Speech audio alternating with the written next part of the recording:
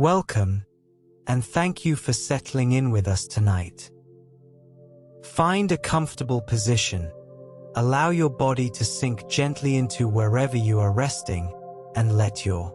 breathing slow to its own natural, unhurried rhythm. There is nothing you need to do, and nowhere you need to be. Only this quiet space and the slow, steady sound of a story that has been waiting thousands of years to be told.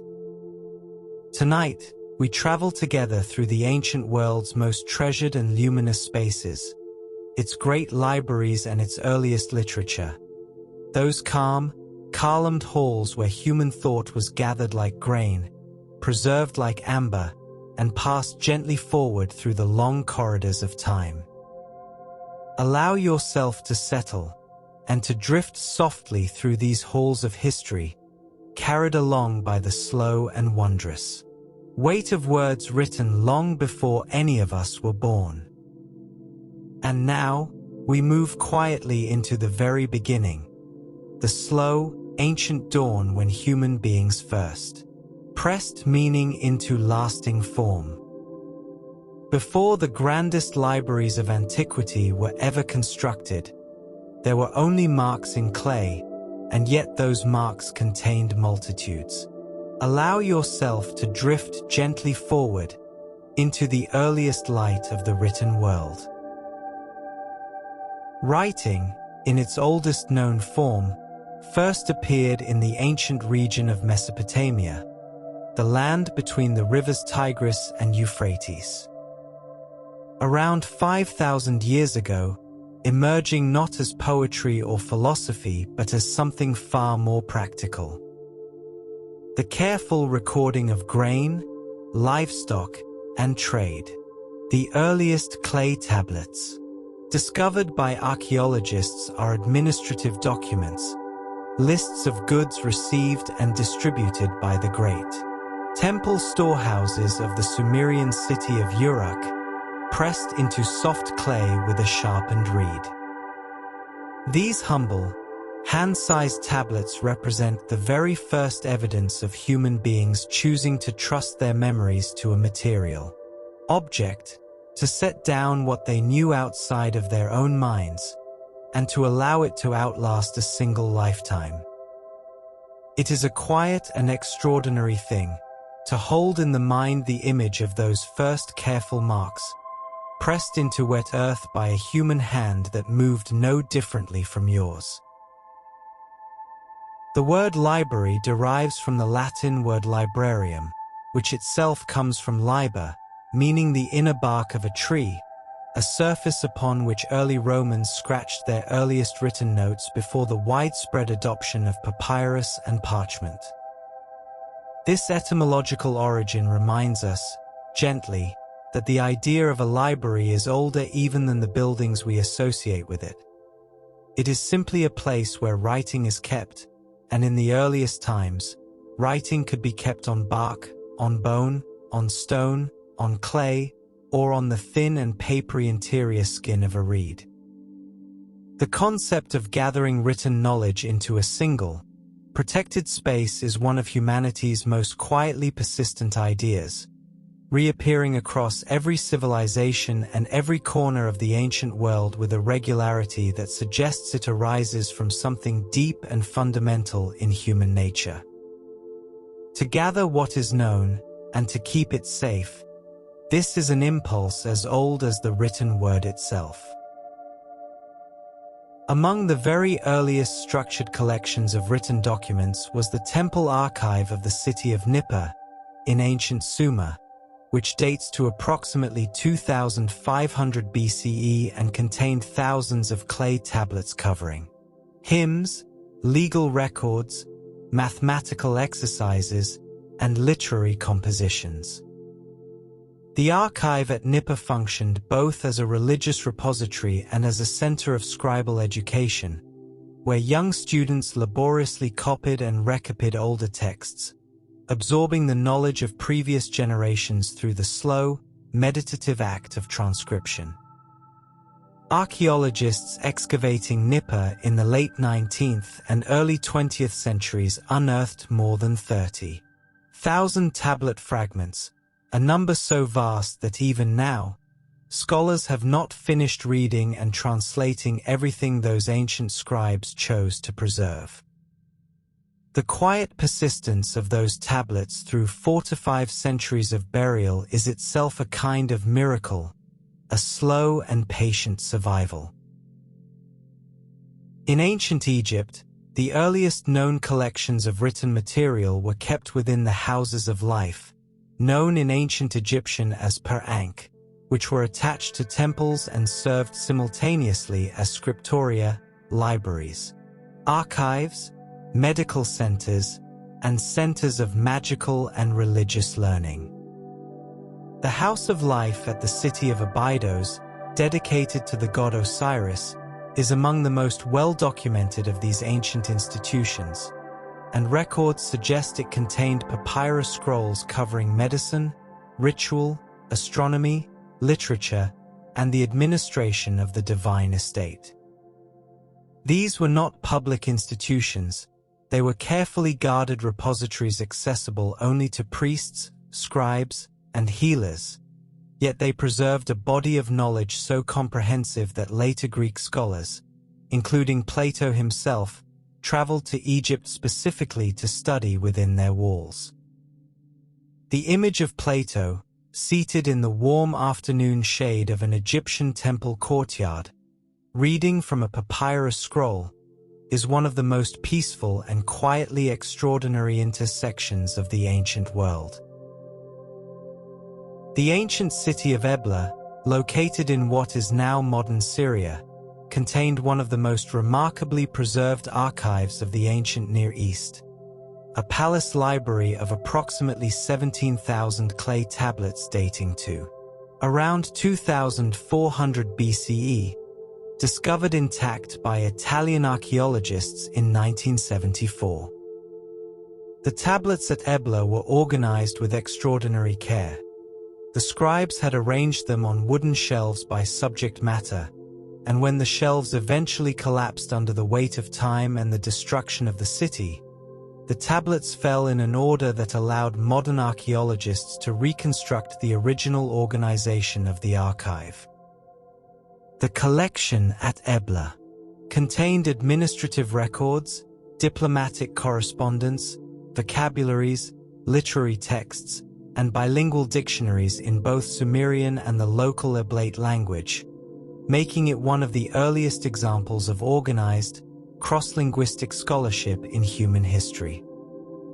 There is something deeply calm in imagining those shelves of clay, standing quietly in a dark storeroom for 4,000 years, waiting to be found.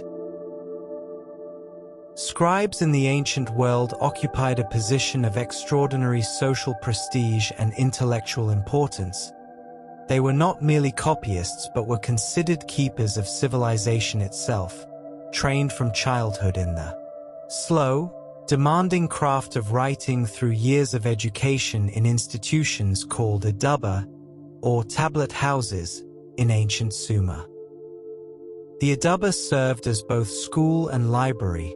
a place where the accumulated knowledge of previous generations was transmitted through repetition, memorization, and the careful physical act of pressing signs into clay. A process so slow and deliberate that it was itself a kind of meditation. Students in the Adaba would begin by copying simple sign lists and gradually progress to literary compositions, mathematical tables, legal formulae, and hymns, building, through years of quiet practice, a mind that held within it the entire written knowledge of their civilization. The stillness required for this kind of learning is something we can still recognize, even now, as a particular and precious quality. The ancient city of Meri, situated along the Euphrates River in what is now eastern Syria, contained a royal palace. So vast, covering more than 2.5 hectares, that it also housed one of the ancient world's most extensive administrative archives, containing approximately 20,000 clay tablets dating to around 1800 BCE. The tablets of Mari recorded diplomatic letters exchanged between the king of Mari and rulers across the ancient Near East, including the famous King Hammurabi of Babylon, offering a remarkably intimate window into the political, cultural, and even personal concerns of people who lived nearly 4,000 years ago. Among the Mari tablets are letters that discuss the weather, the state of the harvest, the movements of nomadic tribes, and even the king's concern about a dream he had, a reminder that the humans behind these ancient documents were not so distant from us in their fundamental anxieties and curiosities. To read these letters is to hear a voice speaking across an almost unimaginable distance of time. The use of papyrus as a writing material developed along the banks of the Nile River in ancient Egypt, where the papyrus plant grew in dense, rustling stands along the water's edge, transformed the nature of ancient libraries by making it possible to create documents that were far lighter, more portable, and more easily stored than clay tablets. A papyrus scroll, rolled upon itself and sealed with a clay tab, could contain far more text than a single clay tablet, and many scrolls could be stored in a single ceramic jar or a wooden chest, making the transportation of large bodies of knowledge possible for the first time. Egyptian papyrus was exported throughout the Mediterranean world and beyond, to Greece, to Rome, to the Levant, to Mesopotamia, becoming the dominant writing surface of the ancient world for more than 3,000 years and making possible the great scroll-based libraries that would follow. The soft, pale color of papyrus and the slight rustling sound it makes, when unrolled, carries within it the memory of 3,000 years of quiet reading. The ancient Hittite Empire, which flourished in Anatolia, the region of modern Turkey, between approximately 1600 and 1180 BCE, maintained a royal library at its capital city of Hattusa that contained thousands of clay tablets covering law, religion, diplomacy, mythology, and royal ritual, written in no fewer than 8 different languages. The multilingual nature of the Hittite Royal Archive reflects the empire's position as a crossroads of cultures, where Hittite scribes read and translated texts from Mesopotamia, Egypt, and the Aegean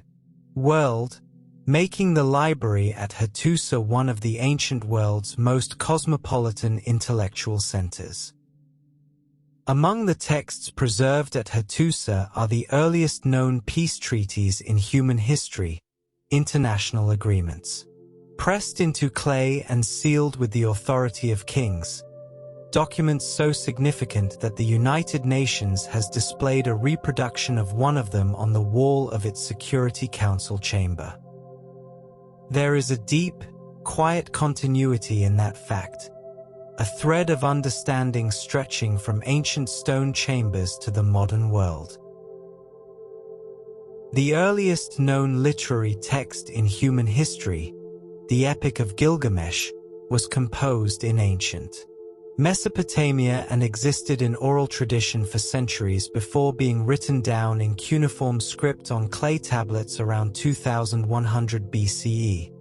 with the most complete surviving version dating to approximately 1200 BCE and discovered in the library of the Assyrian king Ashurbanipal at Nineveh. The Epic of Gilgamesh tells the story of a powerful king who, confronted with the death of his closest companion, sets out on a long and searching journey to find the secret of eternal life, a story so deeply human in its concerns that readers thousands of years later immediately recognize its grief, its restlessness, and its eventual, quiet acceptance. The tablets of Gilgamesh were broken into many pieces when the library of Nineveh was destroyed, and the process of reassembling them, fragment by fragment, across more than a century of scholarship, is itself a story of patient, careful devotion. The tale that emerges from those assembled fragments is one of the most beautiful things the ancient world left behind.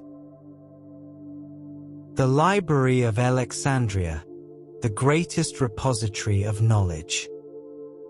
And now, we move quietly into the story of the most celebrated library the ancient world ever produced, a place whose very name has become synonymous with the idea of gathered wisdom. Beyond even the earliest clay tablets and temple archives lies Alexandria, glowing on the edge of the Mediterranean, waiting in its own particular luminous stillness. Allow yourself to drift gently forward. The Library of Alexandria was founded in the city of Alexandria, Egypt, a city built by the Macedonian conqueror Alexander the Great following his conquest of Egypt in 332 BCE, under the patronage of the early Ptolemaic dynasty, most notably Ptolemy Isota and his son Ptolemy II Philadelphus, who together envisioned a library that would gather within its walls a copy of every book in the known world. The library was conceived not merely as a storehouse but as a functioning research institution, a place where scholars from across the Mediterranean and beyond could come to live, to study, and to produce new knowledge in the company of the greatest collection of texts ever assembled. At its height, the Library of Alexandria is estimated to have contained between 400,000 and 700,000 individual scrolls, representing the accumulated written knowledge of ancient Greece, Egypt, Mesopotamia, Persia, India, and beyond. To stand in the mind's eye within those long, quiet colonnades and imagine the weight of all that accumulated thought is to feel something approaching awe. The Library of Alexandria was connected to an institution called the Mauseon, from which the modern word museum is derived, a kind of ancient research university where scholars received state funding, free meals, and comfortable lodging in exchange for their intellectual labor, creating what may have been the world's first publicly funded research community. The Mauseon included lecture halls, gardens for philosophical discussion, an astronomical observatory, a zoological garden, and spaces for anatomical and medical research, making it not merely a library but an entire ecosystem of inquiry, the ancient world's equivalent of a great modern research university. Scholars who worked within the Mauseon and the library included some of the greatest intellectual figures of the ancient world: Euclid, who formalized the principles of geometry; Eratosthenes, who measured the circumference of the earth with remarkable accuracy; and Archimedes, who is said to have studied there. The image of these minds moving slowly through shaded colonnades, pausing to unroll a scroll in a quiet afternoon light, is one of the most peaceful visions of intellectual life ever conceived. The chief librarians of Alexandria, known as superintendents of the library, were among the most important and respected intellectual figures in the ancient Mediterranean world, appointed by the Ptolemaic kings and responsible not only for the administration of the collection but for original scholarship and the education of the royal family. Among the most celebrated of these librarians was Eratosthenes of Cyrene, who served as head librarian during the 3rd century BCE and who, working within the library's collection of geographical texts, calculated the circumference of the Earth to within a remarkably small margin of error, using only the angle of sunlight, the distance between 2 Egyptian cities, and the power of patient mathematical reasoning. Another great librarian, Aristophanes of Byzantium, is credited with inventing the punctuation marks and accent systems that we still use, in modified form, when writing in modern Greek, meaning that marks you might see on a Greek menu today have their origins in the quiet organizational work of a librarian more than 2,000 years ago. Libraries, it seems, have always shaped the way we think and write and mark our words. One of the most remarkable aspects of the Library of Alexandria's acquisition policy was its reported practice of confiscating books from ships arriving at the port of Alexandria. According to ancient sources, every vessel that docked was required to surrender any books on board, which were then copied by the library scribes and returned to their owners, with the copies being kept for the collection. This practice, which blended hospitality with an almost breathtaking intellectual ambition, allowed the library to acquire texts from the far corners of the known world, including works from Persia, India, and beyond that might otherwise never have found their way into the Mediterranean scholarly tradition. The copies made in this process were themselves produced with extraordinary care, using the best available papyrus and the most skilled scribes, and yet the inevitable imperfections of hand copying meant that variant texts and scribal corrections accumulated over time, giving rise to one of the library's most important scholarly activities: the careful comparison and editing of different manuscript traditions to recover the original text of great works. This slow, patient labor of textual scholarship is one of the most enduring legacies of Alexandria. The library maintained a formal catalogue of its holdings, known in ancient sources as the Pinarches, meaning tables or lists, compiled by the great Alexandrian scholar Callimachus of Cyrene in the 3rd century BCE,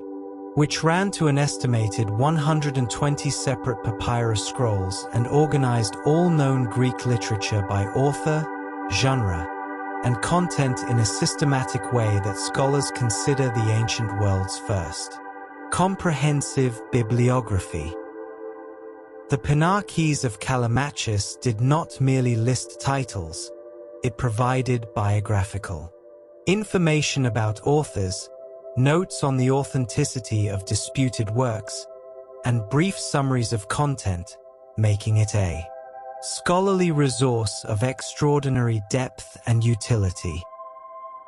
Though the Pinarches itself is almost entirely lost, surviving only in fragments quoted by later scholars,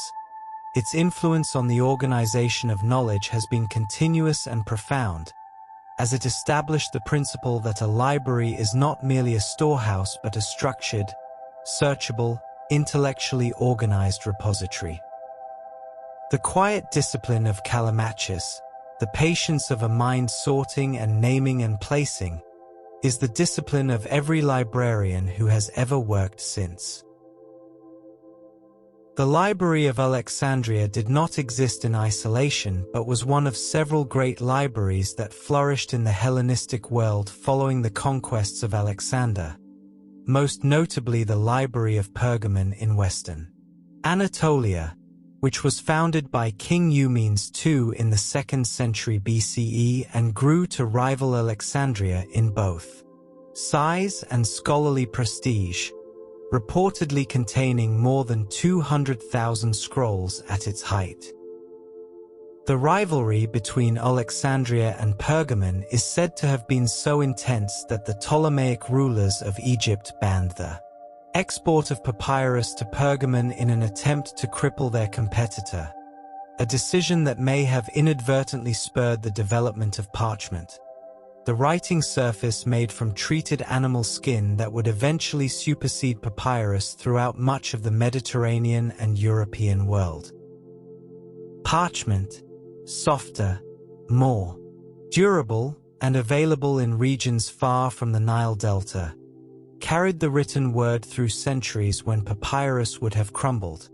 and it is from parchment that the great medieval manuscripts of Europe were made. The quiet competition between two ancient libraries may thus have changed the material history of the written word. The scholars who worked and studied within the Library of Alexandria produced an extraordinary body of original work that shaped the intellectual development of the entire Western world, among them Euclid, whose elements of geometry compiled and formalized mathematical knowledge so completely that it was still used as a primary geometry textbook in European universities until the 19th century, making it one of the most enduring educational texts in human history. Euclid's Elements consists of 13 books covering plane geometry, number theory, and solid geometry, all organized around a small set of initial assumptions, called axioms, from which all subsequent theorems are logically derived, a method of reasoning so powerful that it became the model for rigorous thinking across every field of human inquiry. The quiet, methodical beauty of Euclidean geometry, the way a complex truth emerges inevitably from a few simple, clearly stated beginning assumptions, is itself a kind of rest for the mind. It is reasoning at its most serene. The fate of the Library of Alexandria is one of antiquity's most enduring mysteries, for while popular imagination often places its destruction in a single catastrophic moment, modern scholarship suggests that the library declined gradually over several centuries through a combination of political upheaval, reduced royal funding, fires, and the slow deterioration of its physical collection rather than any single definitive act of destruction. Julius Caesar's famous fire in the harbor of Alexandria in 48 BCE, which burned a large quantity of books awaiting shipment, may have destroyed a significant portion of the library's holdings. Though ancient sources disagree on whether it was the Great Library itself or only a warehouse of books near the harbor that was affected, what is certain is that by the 4th and 5th centuries CE, the Great Mausian and its library had ceased to function as a major intellectual institution, its collections dispersed, diminished, or destroyed across the long centuries of political change. The gradual quieting of that great gathering of knowledge is itself a lesson in the fragility of what human beings build, and the importance of continuing to build it. Among the most remarkable scholars associated with the Library of Alexandria was Hypatia of Alexandria, a mathematician, astronomer, and philosopher who taught in the city during the early 5th century CE and who is considered one of the earliest and most significant women scholars of the ancient world, known for her commentaries on mathematical and astronomical works and for her skill in making complex ideas accessible to students of all backgrounds.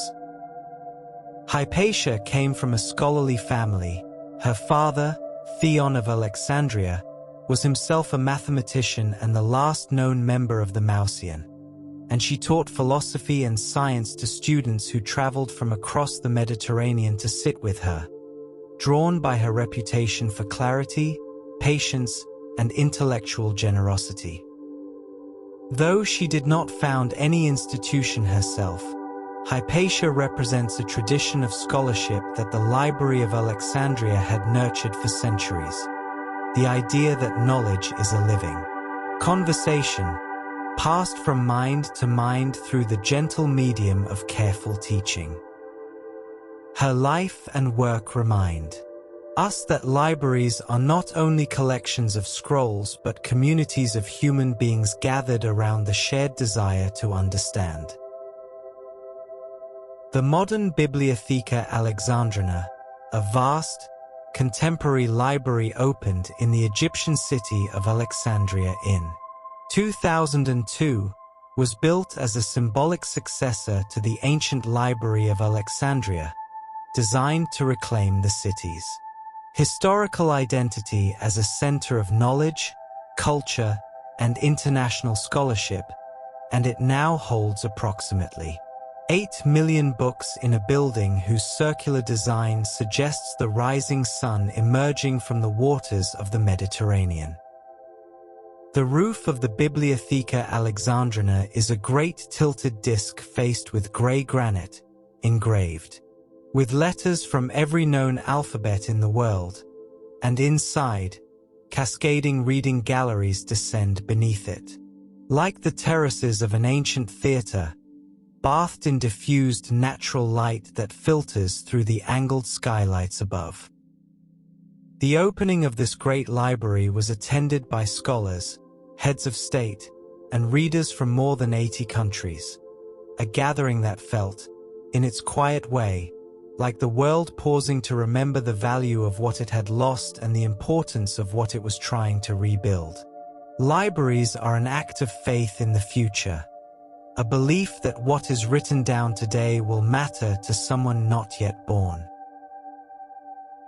The libraries of Mesopotamia,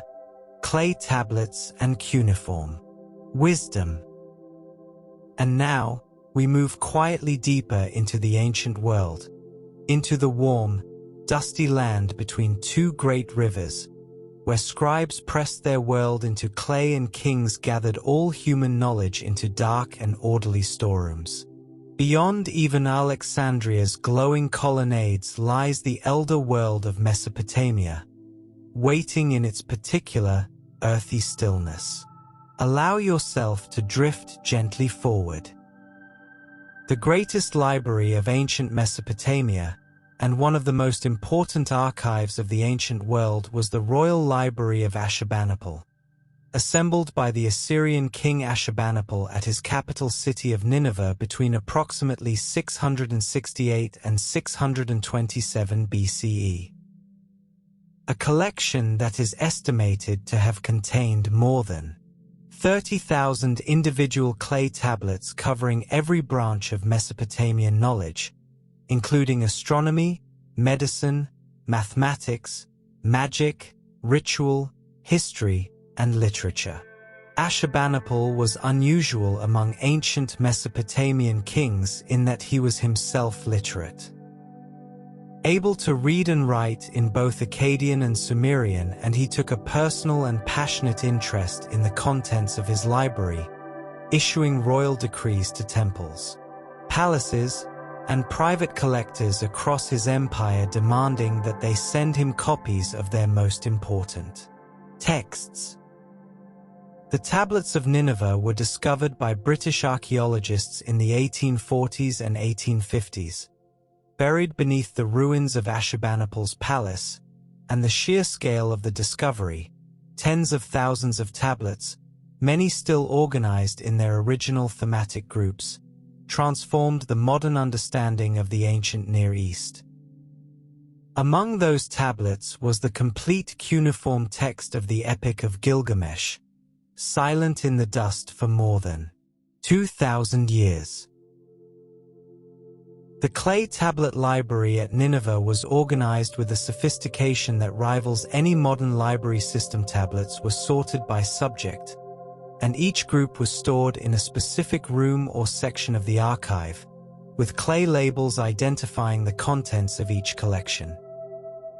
Each individual tablet within a series was numbered with a colophon, a brief inscription at the end of the tablet identifying the series title, the tablet's place within the series, and the name of the scribe who copied it, allowing a reader to identify at a glance where a given tablet fit within the larger collection, much as a modern book carries the name of its series and its chapter number on its cover. The colophon of Ashurbanipal's library tablets sometimes included a royal warning, stating that any person who removed a tablet from the king's collection without permission would face divine punishment, perhaps the world's first recorded library lending policy. There is something quietly timeless in that small, firm instruction. Please return what you have borrowed. Among the subjects covered by the tablets of Ashurbanipal's library was an extensive tradition of Mesopotamian astronomy, a body of knowledge developed over more than 1,000 years by Babylonian and Assyrian scholars who carefully observed the movements of the sun, moon, and planets, recording their observations in systematic archives called astronomical diaries that tracked celestial events with a consistency and precision unmatched in the ancient world. The Babylonian astronomical tradition produced the earliest known mathematical model of planetary motion, as well as the division of the sky into the 12 zodiacal constellations that still bear names derived from their ancient Mesopotamian originals: the Ram, the Bull, the Twins, names that were already ancient when Alexandria was young. Babylonian astronomers were able to predict lunar eclipses with remarkable accuracy, using mathematical patterns derived from their long archives of observation rather than any physical model of the solar system, a form of empirical science based on patient, sustained watching. The night sky above Nineveh was the same sky above you now, and those patient watchers noticed its movements for you. The medical tablets preserved in Mesopotamian libraries represent some of the earliest systematic attempts by human beings to catalog, categorize, and treat disease, including the Great Babylonian medical series called Sarkiku, meaning all diseases, a collection of approximately 40 tablets that describe symptoms, diagnoses, and treatments in a methodical, sequential format recognizable to any modern physician as the ancestor of a medical textbook.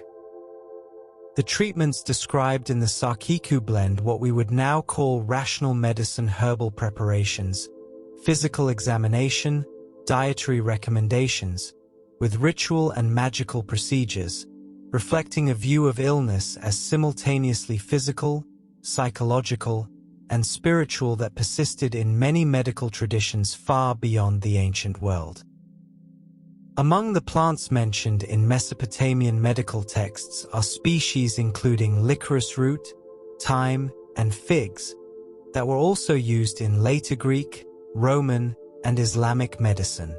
suggesting a continuous thread of herbal knowledge stretching across thousands of years and many civilizations. The slow passage of plant knowledge from hand to hand, from one careful written record to the next, is one of the quieter and more touching stories in the history of libraries. Long before Ashurbanipal assembled his great library at Nineveh, the ancient Babylonian king Hammurabi, who reigned from approximately 1792 to 1750 BCE, had a different kind of collection created, a comprehensive legal code, inscribed on a stone stele nearly 2.5 meters tall, which was erected in public places throughout his empire so that any literate person could read it. The Code of Hammurabi, as it is known today, contains 282 laws covering everything from commercial contracts and property rights to marriage, inheritance, professional standards, and the responsibilities of public officials, making it one of the most comprehensive written legal codes of the ancient world and the most complete to have survived. The stele on which the code is inscribed, discovered in 1901 by French archaeologists and now housed in the Louvre Museum in Paris, depicts at its top the sun god Shamash handing the laws to Hammurabi, framing the entire collection within a cosmic authority. To stand before that tall, dark stone today is to stand before the ancient world's quiet confidence that written law can hold a civilization together. The ancient city of Nippur served for more than 3,000 years as one of the most important religious and intellectual centers of Mesopotamia, and its temple archives, excavated primarily by American archaeologists in The late 19th and early 20th centuries have yielded more ancient tablets than any other site in the world, with a total count now exceeding 60,000 fragments. Among the Nippur tablets are some of the oldest known literary compositions in human history, including the earliest versions of flood narratives, lamentations over the destruction of cities, hymns to gods and kings, and wisdom texts containing proverbs and moral instructions, a body of literature so varied and so human in its concerns that scholars have spent more than a century translating and interpreting its contents. The Lament for the Destruction of Ur, one of the great literary texts preserved in the Nippur archives, describes the fall of the ancient city of Ur with a grief and poetic beauty that readers thousands of years later still feel as something real and close. Written words, it seems, carry emotion the way amber carries light. Slowly, gently, and across astonishing distances of time. Mesopotamian scribal education produced not only administrators and priests but a class of professional literary scholars who devoted their lives to the collection, preservation, and careful editing of the region's great literary and religious texts, figures analogous to the scholars of Alexandria but working within a different material and cultural tradition, pressing words into clay rather than writing them on papyrus. These scholars, sometimes called Kalus or lamentation priests, were responsible for maintaining and performing the great cycles of Mesopotamian sacred literature, including hymns, prayers, and laments, and they produced commentaries on difficult or archaic texts that bear a striking resemblance to the literary scholarship practiced in Alexandria centuries later. The existence of this scholarly tradition in Mesopotamia, stretching back to at least the 3rd millennium BCE, suggests that the impulse to not only preserve but also to explain and interpret written texts is among the oldest and most persistent of human intellectual activities. There is comfort in this, in knowing that the desire to understand what is written is almost as old as writing itself. The mathematical tablets preserved in Mesopotamian libraries reveal that ancient Babylonian scholars had developed a sophisticated mathematical tradition by approximately 1800 BCE, including a sexagesimal-based 60-number system that they used to calculate areas of fields, volumes of materials, compound interest on loans, and the positions of celestial bodies with a precision that was not surpassed in many respects until the Renaissance. The choice of 60 as a base, rather than the 10 we use today, has left traces that are still visible. In everyday life, the 60 seconds in a minute, the 60 minutes in an hour, and the 360 degrees in a circle are all direct inheritances from the Babylonian mathematical tradition preserved in those ancient clay tablets. A particular tablet known as YBC 7289, now housed at Yale University, shows a square with a diagonal and a calculation of the diagonal's length that is accurate to the equivalent of 6 decimal places, a level of mathematical precision achieved more than 3,000 years ago. The calm, methodical mind that pressed those numbers into clay continues to reach us, quietly, every time we glance at a clock. One of the most poignant collections of ancient Mesopotamian tablets is the private archive of the Ejibai family, a wealthy Babylonian merchant family whose business records, covering more than 150 years of commercial activity from approximately 603 to 487 BCE, survive on more than 1,400 clay tablets and offer an extraordinarily detailed picture of everyday economic life in ancient Babylon. The Ejibai tablets record loans of silver and grain, rental agreements for houses and land, business partnerships, and legal disputes, giving us a window into the daily commercial life of one extended family across 6 generations, a story as familiar in its patterns of saving, borrowing, investing, and worrying as any family story today. Private archives like the Ejibai collection remind us that ancient tablets were not only the property of kings and temples but of ordinary people who found in writing the same thing we find in it today: a way to remember, to organize, and to manage the slow complexity of a human life. The names of children, parents, and grandparents appear in those tablets, connected across centuries by lines of clay. The great ziggurat temples of ancient Mesopotamia, the stepped, pyramid-like towers that dominated the skylines of Babylon, Ur, Nippur, and other cities, functioned not only as places of worship but as centers of economic, administrative, and intellectual activity, with extensive attached archives that served as the record-keeping centers of entire regional economies. The temple at Ur, dedicated to the moon god Nana, maintained archives covering the management of enormous estates including herds of cattle, flocks of sheep, orchards of date palms, and workshops producing textiles, ceramics, and metal goods, all recorded in meticulous cuneiform accounts that track individual workers, their daily rations, and the output of every department of the temple economy. These temple archives are among the richest sources of social and economic history available to scholars of the ancient world, revealing details about wages, working conditions, and the lives of ordinary laborists that official royal inscriptions would never mention. History, as it turns out, is most completely preserved not in the declarations of kings but in the quiet, daily accounts of what was counted and what was given.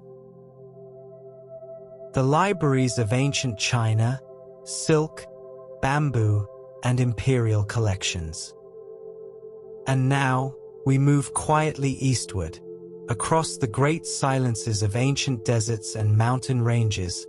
into the vast, serene civilization of ancient China, where words were pressed into bamboo and brushed onto silk, and emperors gathered all written knowledge into carefully guarded imperial vaults. Allow yourself to drift gently forward into the slow and dignified world of Chinese antiquity. Writing in ancient China appears to have developed independently of Mesopotamian and Egyptian writing traditions, emerging during the Shang dynasty approximately 1200 BCE in the form of inscriptions on oracle bones, the shoulder blades of oxen, and the plastrons of turtles that were heated until they cracked, with the resulting patterns being interpreted by diviners as divine answers to questions posed by the king. The oracle bone inscriptions of the Shang dynasty, discovered in the late 19th century near the ancient city of Anyang, cover a remarkably wide range of subjects: military campaigns, agricultural plans, weather, illness, royal hunts, and the interpretation of dreams, and reveal a writing system of considerable sophistication and flexibility, already containing more than 4,000 distinct characters. These carved bones and shells represent the earliest confirmed examples of Chinese writing, and the characters they contain are recognizably ancestral to the Chinese characters still used today. A continuity of written form stretching across 3,000 years with a directness unmatched by any other living writing system. To read a modern Chinese newspaper is, in a very real sense, to look at a distant reflection of those ancient questions pressed into bone. Before the invention of paper in ancient China, traditionally attributed to the court official Cai Lun In, Approximately 105 CE. Though earlier forms of paper may have existed centuries before, Chinese scholars wrote on strips of bamboo and silk, producing some of the ancient world's most remarkable portable libraries in the form of bundled bamboo books that were tied together with silk or leather cords and rolled into portable volumes. A single ancient Chinese bamboo book might consist of hundreds of individual bamboo strips, each inscribed with a column of brush-written characters, and when unrolled and laid flat, the strips would form a continuous text that could be read from right to left, a format that determined the vertical orientation of Chinese text for thousands of years afterward. The bamboo books of ancient China were fragile, heavy, and vulnerable to moisture and insects, and yet a remarkable number have survived, including the famous Guodian bamboo slips discovered in 1993 in Hubei province, which date to approximately 300 BCE and contain early versions of Taoist and Confucian texts. The discovery of those ancient strips, still bound together after 23 centuries of quiet burial, was one of the great archaeological moments of the 20th century. The first great imperial library of China was assembled under the Han Dynasty, which ruled from 206 BCE to 220 CE. During a period of extraordinary cultural and intellectual consolidation following the unification of the Chinese states by the Qin Emperor, a consolidation that involved not only gathering texts but also attempting to standardize the Chinese writing system, creating the unified script that would allow scholars from different regions, speaking different dialects, to read the same texts. The Han Imperial Library, administered by scholars appointed by the emperor, collected works on astronomy, medicine, philosophy, mathematics, poetry, history, and military strategy, and the great bibliographer Liu Xiong and his son Liu Xin were tasked with creating a comprehensive catalogue of the entire imperial collection, a project that took decades and resulted in a 7-part classification system that organized all knowledge into 6 broad categories. This classification system, covering classical texts, philosophy, poetry, military arts, mathematics and science, and medicine, is considered the ancestor of Chinese library classification and remained influential for more than 1,000 years. The slow, patient work of Liu Xiong, sorting and naming all that was known, is a kind of meditation on the nature of knowledge itself. One of the most dramatic episodes in the history of Chinese libraries occurred under the reign of the Qin Emperor Qin Shi Huang in 213 BCE, an event known as the Burning of the Books, when the emperor, advised by his minister Li Sai, ordered the destruction of almost all books that were not practical in nature, including works of history, philosophy, and poetry that did not serve the immediate interests of the Qin state. Books on agriculture, medicine, divination, and the practical arts were spared, but works of Confucian philosophy, historical records of other states, and the classic texts of the 100 schools of thought, the great flowering of Chinese intellectual diversity in the preceding centuries, were ordered to be burned throughout the empire, with severe penalties for those who concealed them. Many scholars managed to preserve texts by memorizing them in their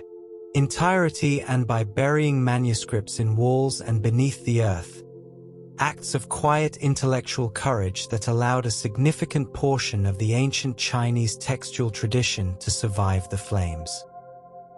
When the Han Dynasty restored the old texts a generation later, the reconstructed books bore the marks of that survival. Some passages were missing, some were remembered imperfectly, and the scars of the burning are still visible in the scholarly debates that have continued ever since. The invention of paper in ancient China is one of the most consequential technological developments in the history of human communication, a material so well suited to writing,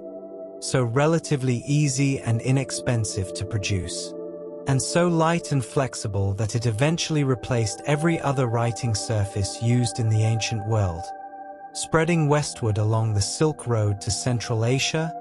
Persia, and eventually Europe, transforming the nature of libraries and scholarship everywhere it went. Early Chinese paper was made from the inner bark of mulberry trees, from hemp fibers, or from old rags, macerated in water, spread on a screen, and allowed to dry into a flat, smooth, uniform surface that took ink with a clarity and precision not possible on bamboo or silk. The oldest surviving paper documents in the world date to the 2nd century BCE in China, and by the Tang dynasty, the 7th to 10th centuries CE, paper production had become a highly developed industry capable of producing hundreds of different grades and textures of paper for different purposes, from the finest writing paper to sturdy wrapping paper. The world changed quietly when paper arrived,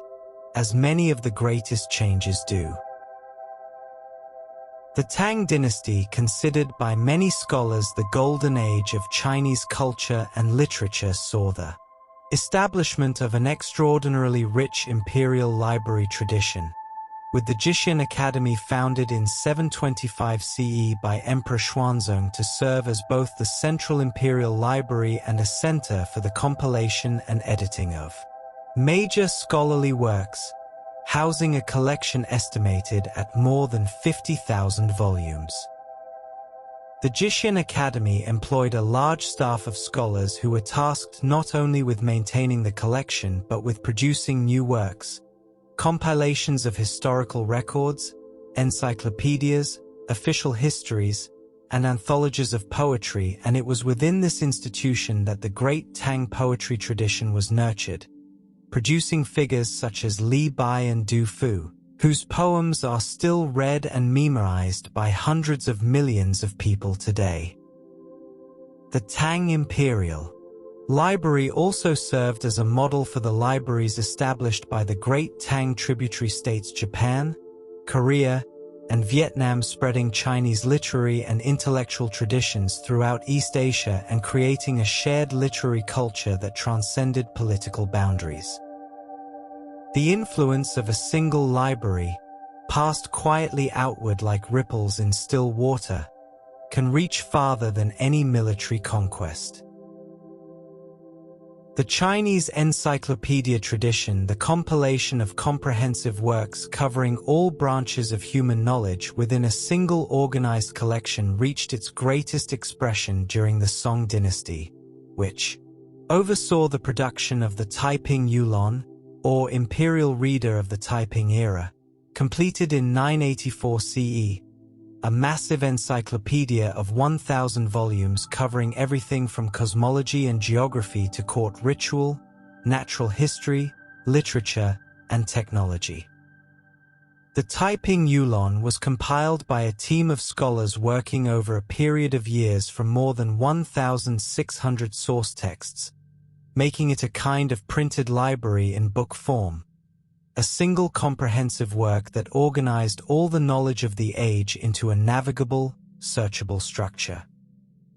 Later in the Song dynasty, a similar project, the Sefu Yuangui, or Outstanding Models from the Storehouse of Literature, was compiled in 1,000 volumes covering the history of Chinese governance and political thought, preserving passages from many texts that would otherwise have been lost. These encyclopedic projects reflect a distinctly Chinese approach to the preservation of knowledge, the belief that if all is gathered and organized, nothing need be lost.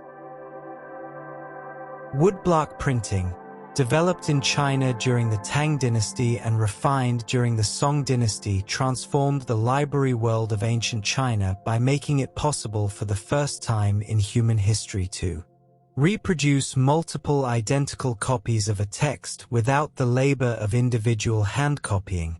and by the 11th century CE, the Chinese engineer Bai Sheng had developed the further innovation of movable type, using individual ceramic characters that could be arranged, inked, and pressed onto paper. The mass production of books made possible by woodblock and movable type printing dramatically expanded the size of Chinese libraries and the availability of books to a much larger portion of the population. By the Song dynasty, commercial bookshops had appeared in Chinese cities, selling printed texts at prices that even moderately prosperous readers could afford. This democratization of the written word in Song dynasty China preceded the Gutenberg printing press in Europe by approximately 400 years, representing one of the most significant but least widely appreciated technological revolutions in the history of libraries. Books, once the property only of kings and priests and wealthy patrons, became something that an ordinary person might own and cherish. The Great Yongle Encyclopedia, known in Chinese as the Yongle Dadian, compiled during the early Ming dynasty under the orders of the Yongle Emperor between 1403 and 1408 CE, represents one of the most ambitious intellectual projects in Chinese history, assembling more than 22,000 volumes covering every aspect of Chinese knowledge drawn from more than 8,000 source texts, written in its entirety by a team of more than 2,000 scholars. The original Yongle Encyclopedia was so vast that it was never printed. Manuscript copies were made, but the complete work existed only in 3 handwritten versions, 2 of which have been lost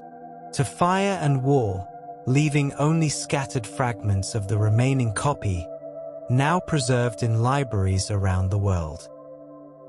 The extraordinary scale of the Yongle Encyclopedia, larger than any other printed encyclopedia ever produced, reflects the Ming dynasty's profound belief in the importance of comprehensive knowledge as a form of imperial legitimacy and cultural achievement. What survives of it is, even in its fragmentary form, one of the wonders of the literary world. The ancient Chinese tradition of the private library, the Kangshu Lu, or building for storing books, produced some of the most remarkable personal book collections in the pre-modern world, maintained by wealthy scholars and officials who spent lifetimes gathering texts and building specially designed rooms to house and protect them, often with sophisticated ventilation, pest control, and humidity management systems centuries before these concepts were formalized in modern library science. One of the most celebrated private libraries of ancient China was the Tianyi, built in Ningbo by the scholar Fan Qin in the 1560s during the Ming dynasty, a structure still standing today, making it the oldest surviving private library building in China and one of the oldest in the world. Its 6-story wooden building, carefully designed to protect books from fire, moisture, and insects. Fan Qin's collection of more than 70,000 volumes was protected for centuries by a family rule so strict that female members of the household were forbidden from ascending the stairs to the reading room, a restriction that reflects the extraordinary reverence in which the books were held. The Tianyi still stands today, its old wooden shelves holding the quiet weight of 5 centuries of care. The libraries of ancient Rome, from scrolls to Codex. And now, we move quietly westward again, into the vast, organized world of ancient Rome, where libraries became public institutions for the first time, where the scroll began its long, slow transformation into the book as we know it, and where great generals and emperors competed to build the most magnificent collections the Mediterranean world had ever seen. Allow yourself to drift gently forward. The Romans adopted the practice of maintaining personal libraries from the Greeks, and by the 1st century BCE, the private libraries of wealthy Roman citizens had become symbols of cultural refinement and social prestige, with famous collectors such as the orator Cicero, the general Lucullus, and the scholar Varro accumulating tens of thousands of scrolls in specially designed rooms of their villas, furnished with elaborate wooden cabinets, marble busts of famous authors, and quiet reading alcoves lit by high windows. Cicero's letters survive in extraordinary number and intimacy, and many of them reveal his passionate, almost anxious concern with his book collection, writing to his friend and book dealer Atticus in Athens with specific requests for rare texts, complaining about the quality of copies, and expressing deep pleasure when a particularly sought volume finally arrived. The Roman private library typically featured a room called the Bibliotheca, whose walls were lined floor to ceiling with wooden armaria cupboards with latticed or open fronts, within which scrolls stood upright with their title tags hanging outward, making the collection browsable at a glance. Walking slowly through such a room, with the scent of cedarwood boxes and old papyrus in the air, must have been among the quietest and most beautiful pleasures of the ancient world. The first public library in ancient Rome is generally credited to Gaius Asinius Pollio, a general, statesman, and literary patron who established a library in the Atrium Libertatis, the Hall of Freedom, on the Aventine Hill in Rome around 39 BCE, opening his personal collection to the general public and setting a precedent that later emperors would expand into a citywide network of public libraries. Julius Caesar had reportedly planned a great public library for Rome before his assassination in 44 BCE, with the scholar Marcus Terentius Varro commissioned to collect and organize the books, and Augustus Caesar, who succeeded him, honored this plan by establishing 2 public libraries in Rome, one in the Temple of Apollo on the Palatine Hill and another in the precinct of the Portico of Octavia. At the height of the Roman Empire in the 2nd century CE, the city of Rome is estimated to have had as many as 28 public libraries, distributed across the city and accessible to any literate citizen, a density of public book access not equaled in the Western world until the 19th century. The Romans, it seems, understood that a library is not only a pleasure but a gift to the city that contains it. The greatest library project in ancient Rome was that of Emperor Trajan, who commissioned the construction of Trajan's Forum in Rome, completed around 113 CE as the most ambitious public building project in the city's history, including within it the magnificent Ulpian Library, which occupied 2 large symmetrical halls on either side of Trajan's famous column and housed the largest and most prestigious public book collection in the Roman Empire, containing hundreds of thousands of scrolls divided into separate Greek and Latin sections. The Ulpian Library was constructed from the finest materials: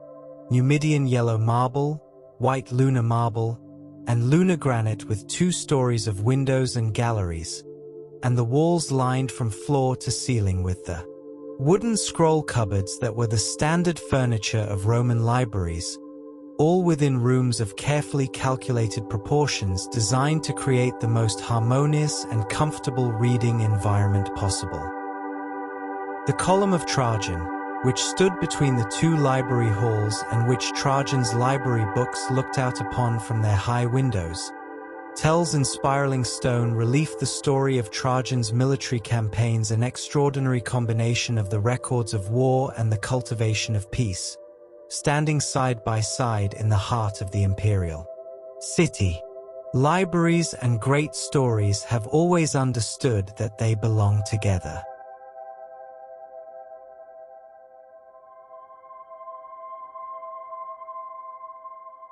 Among the most significant technological transitions in the history of the book, one whose origins lie in ancient Rome during the 1st century CE, is the shift from the scroll to the Codex, the form of the book we still use today, with pages stacked and bound along one edge, rather than rolled into a cylinder. The Codex appears to have developed initially as a practical tool for Roman lawyers and administrators, who found that a collection of wax-coated wooden tablets bound together with leather thongs was more convenient for quick reference and annotation than a scroll, and as papyrus and later parchment codices were developed, the format rapidly demonstrated practical advantages, including the ability to open to any page instantly, to write on both sides of each leaf, and to hold many times more text than a scroll of equivalent size. Christian communities, which were among the most active producers and distributors of texts in the 1st and 2nd centuries CE, adopted the Codex format with particular enthusiasm, and the great majority of early Christian manuscripts survive as codices, rather than scrolls, a choice that may have helped the Codex become the dominant format for books throughout Europe and the Mediterranean by the 4th century. A quiet revolution in the shape of knowledge, turning from the cylinder to the flat-leafed page, changed forever the way human beings read. The Roman scholar and administrator Marcus Terentius Varro, known as Varro of Rheate, was not only the man commissioned by Julius Caesar to organize Rome's first great public library, but was himself the most prolific Latin author of antiquity, reportedly producing more than 600 individual works covering grammar, history, agriculture, philosophy, music, architecture, navigation, and medicine, of which only 2 survive in anything approaching completeness. His work on the Latin language and his practical manual on farming. Varro's staggering productivity writing, it seems, with the calm, deliberate persistence of a man who understood that time was finite and knowledge was vast, represents the Roman scholarly ideal at its most committed, the belief that knowledge serves civilization best when it is organized, comprehensive, and accessible.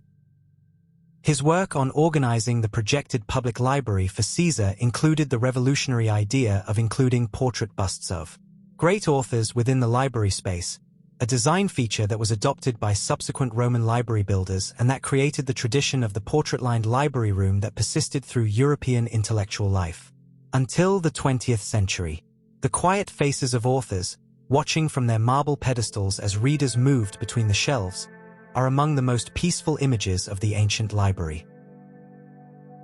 The Villa of the Papyri, a vast Roman villa near the ancient city of Herculaneum, buried by the eruption of Mount Vesuvius in 79 CE and partially excavated in the 18th century, contained the only surviving ancient library found in situ, with approximately 1,800 carbonized papyrus scrolls preserved by the volcanic heat and gases in a state that, while extremely fragile, allowed their texts to be read for the first time in nearly 2,000 years. The collection at the Villa of the Papyri appears to have belonged primarily to the Epicurean philosophical school. The majority of the texts that have been identified are works of the Greek Epicurean philosopher Philodemus of Gadara, and the villa's owner is thought by many scholars to have been Lucius Calpurnius Piso Cessaninus, the father-in-law of Julius Caesar and a known patron of Epicurean philosophy.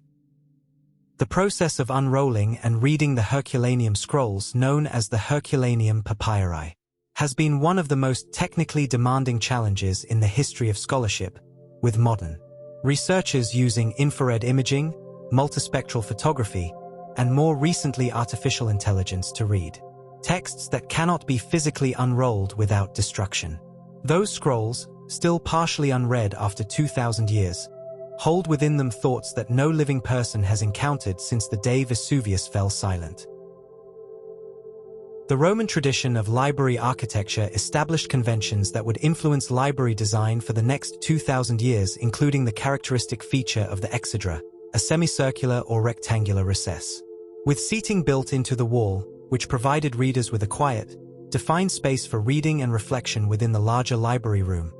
as well as the practice of raising the floor of the library on a podium above the surrounding ground level to protect scrolls and manuscripts from ground moisture.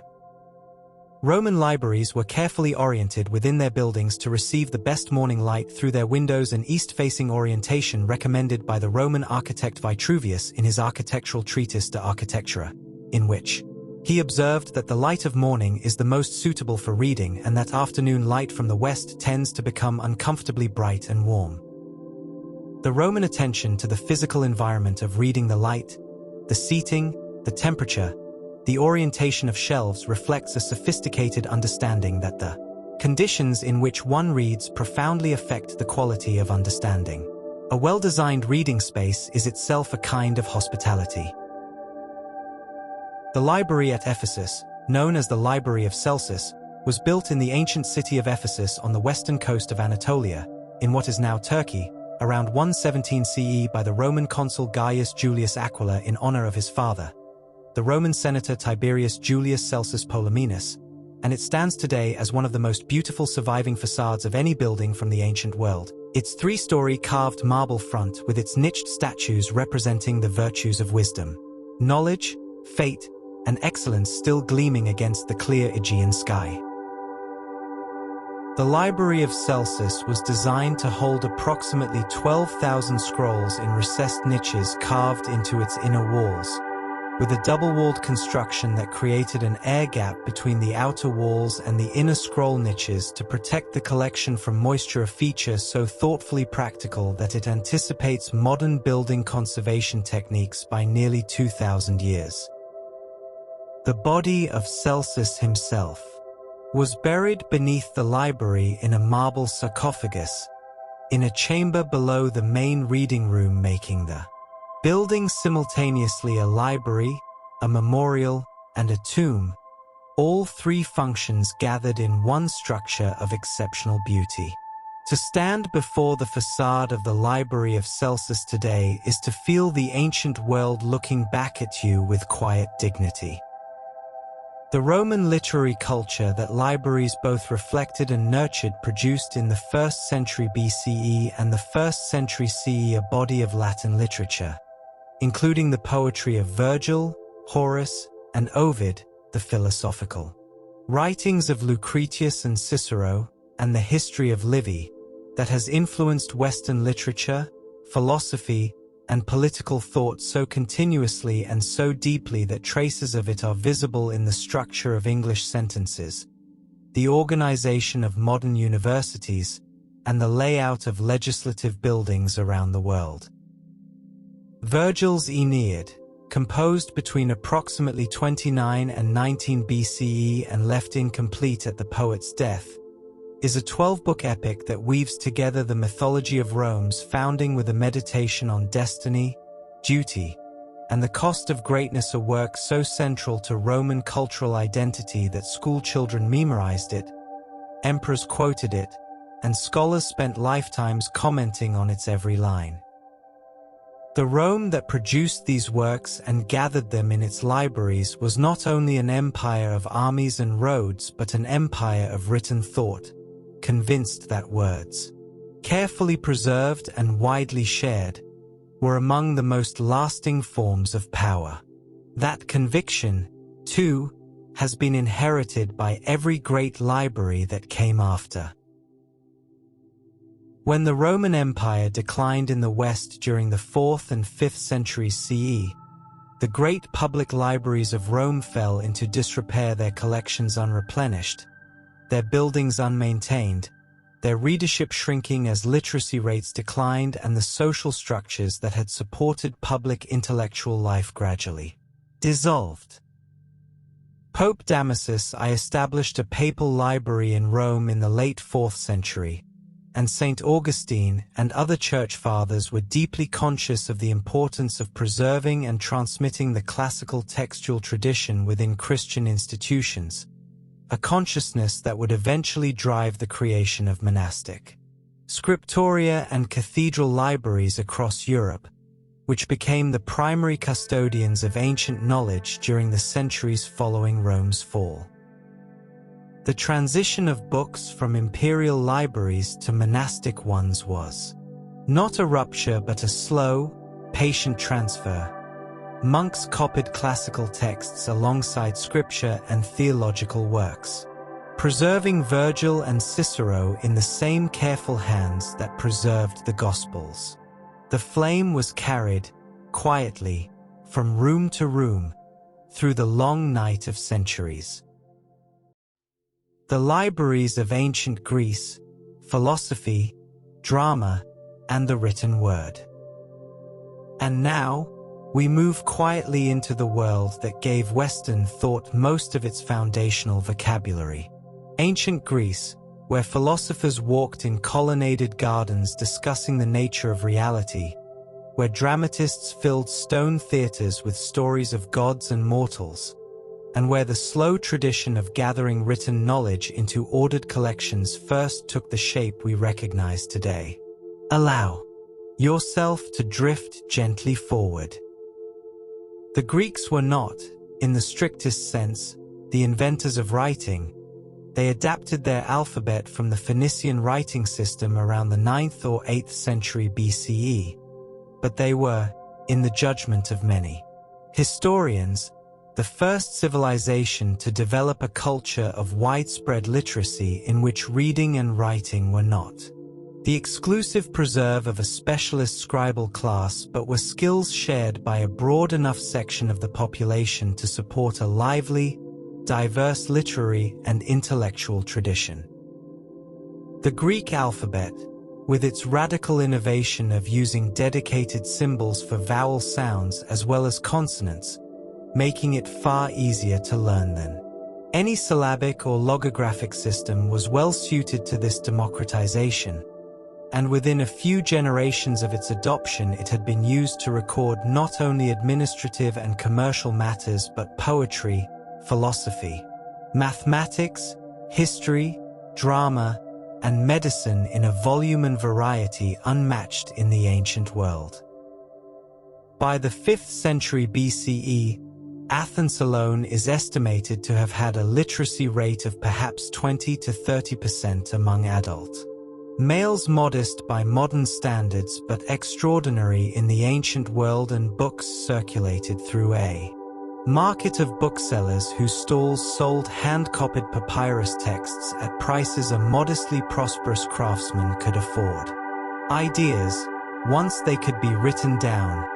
moved through a society with a quiet and unstoppable persistence. The philosopher Aristotle, student of Plato, tutor of Alexander the Great, and one of the most prolific and comprehensive thinkers in the history of the Western world, assembled what is considered the first significant private library in ancient Greece, a collection of texts so large and so carefully organized that it is said to have served as the direct model for the layout and organizational principles of the Library of Alexandria, which his student Alexander would later commission. Aristotle's library at his school, the Lyceum in Athens, reportedly contained works on every subject he studied: logic, biology,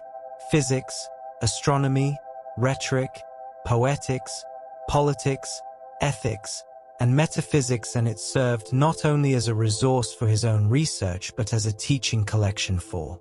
his students, who were encouraged to consult texts as part of their philosophical training. After Aristotle's death, his library passed through a series of hands, most famously to his student Theophrastus, and then, according to the ancient account of Strabo, to a private owner in Sepsis who buried the books in a trench to hide them from the book-hungry Attalid kings of Pergamon, where they were eventually rediscovered centuries later in a damaged state. The buried books, quietly waiting in their trench, are one of the most haunting and tender images in the history of libraries. The ancient Greek philosophical tradition that libraries housed and transmitted encompassed not a single school of thought but a remarkable variety of competing approaches: the Platonic idealism of the Academy, the empirical naturalism of the Lyceum, the Epicurean philosophy of pleasure and tranquility practiced in the Garden School, the Stoic philosophy of rational self-governance taught in the Stoa Poikile, all of which maintained libraries, produced texts, and argued with one another across generations through the slow medium of written discourse. Plato's Academy, founded in Athens around 387 BCE in a grove of olive trees dedicated to the hero Academus, about a mile from the city walls, operated as a philosophical school for approximately 900 years, making it one of the longest-running educational institutions in the history of the world, a quiet continuity of thought sustained across nearly a millennium by the faithful transmission of texts and teaching from one generation to the next. The Academy is said to have possessed a library, and among the texts it preserved were works of mathematics and astronomy that Plato himself had collected from his travels in Egypt and the wider Mediterranean world. 900 years of quiet reading and questioning, all within the rustling shade of the same olive trees. The ancient Greek literary tradition preserved within libraries included the two great epics attributed to Homer, the Iliad and the Odyssey, which had circulated orally for centuries before being written down, probably during the 7th or 6th century BCE, and which became the foundational texts of Greek education, with school children throughout the Greek world required to memorize substantial portions and scholars devoting lifetimes to their interpretation and annotation. The Iliad and the Odyssey together contain approximately 27,000 lines of verse in the dactylic hexameter meter, a long, flowing, rolling rhythm that carries the narrative forward with the steady pace of waves against a shore, and the tradition of carefully copying, editing, and commenting on these texts was one of the central activities of the Library of Alexandria, where great scholars produced the critical editions that form the basis of the texts we read today. The Alexandrian scholars who worked on Homer, particularly Aristarchus of Samothrace, considered the greatest textual scholar of antiquity, established principles of textual criticism and editorial practice that still underlie the work of classical scholarship in modern universities. The same poems that Greek children memorized 2,500 years ago are still read in universities today. Among the most significant contributions of the ancient Greek textual tradition to later library collections was the body of dramatic literature produced in Athens during the 5th century BCE, the tragedies and comedies, composed for the great festivals of Dionysus by playwrights such as Aeschylus, Sophocles, Euripides, and Aristophanes, which were performed before audiences of many thousands in the great open-air theatres of Athens and then preserved in written texts that became among the most widely copied and read works in the ancient Mediterranean world. Of the approximately 400 plays known to have been written by these four authors alone, only about 4 to 5 survive, the rest lost through the destruction of libraries and the failure of copying traditions over the centuries, yet those 4 to 5 are enough to reveal a dramatic tradition of extraordinary richness, psychological depth, and linguistic beauty that continues to inspire playwrights, directors, and audiences around the world. The survival of Sophocles' Oedipus Rex, or Euripides' Medea, or Aristophanes' The Clouds, is not inevitable. It is the result of countless decisions made by librarians, scribes, and scholars over 2,500 years to copy, preserve, and transmit these particular texts rather than letting them slip into silence. Every surviving ancient play is a small miracle of patient care. The ancient Greek historian Herodotus, writing in the 5th century BCE and often described as the father of history, produced in his Histories one of the foundational texts of the Western library tradition. A vast, meandering, endlessly curious account of the world from the Greek perspective, covering the Persian Wars, the geography and customs of Egypt, Persia, Scythia, Libya, and India, and weaving together military narrative with cultural observation, mythological digression, and personal testimony in a manner that feels startlingly modern in its refusal to stay narrowly focused. Herodotus traveled widely through the ancient Mediterranean and Near Eastern world, gathering information through personal observation and the questioning of local informants, and his text reflects this process. It is a record not just of events but of the act of inquiry itself, of a curious mind, moving through a complex world and reporting honestly on what it finds, including uncertainty, contradiction, and the limits of what can be known. The histories of Herodotus survived antiquity in multiple manuscript copies because every subsequent generation of ancient readers found in it something they needed: accurate history, entertaining narrative, geographical information, or simply the pleasure of an inquiring mind at work. That quality of genuine curiosity, preserved intact across 25 centuries, is one of the quietest wonders of the library tradition. The medical writings of Hippocrates of Kos, composed during the 5th and 4th centuries BCE and gathered into a collection of approximately 60 texts known as the Hippocratic Corpus, represent one of the most influential bodies of medical literature preserved and transmitted through the ancient library tradition, establishing principles of careful clinical observation, rational diagnosis, and ethical practice that shaped the development of medicine across the ancient and medieval world. The Hippocratic Oath, in which a physician vows to use medical knowledge only for healing, to maintain patient confidentiality, and to acknowledge the limits of their knowledge, has been transmitted through libraries and translated into dozens of languages over more than 2,000 years, and versions of it are still administered to graduating physicians in medical schools across the world today. The majority of the Hippocratic Corpus was not written by Hippocrates himself but represents the collective output of a school of medical practice centered on the island of Kos, brought together into a single collection probably during the period of the Library of Alexandria's greatest activity. A library does not only gather what one person knows, it creates the conditions in which many people's knowledge can be gathered into a single, accessible whole. The ancient Greek philosophical tradition preserved one of the most remarkable bodies of speculative scientific thought in the history of human inquiry, a tradition that proposed, centuries before any empirical confirmation, ideas including the atomistic theory of matter, Democritus and Leucippus,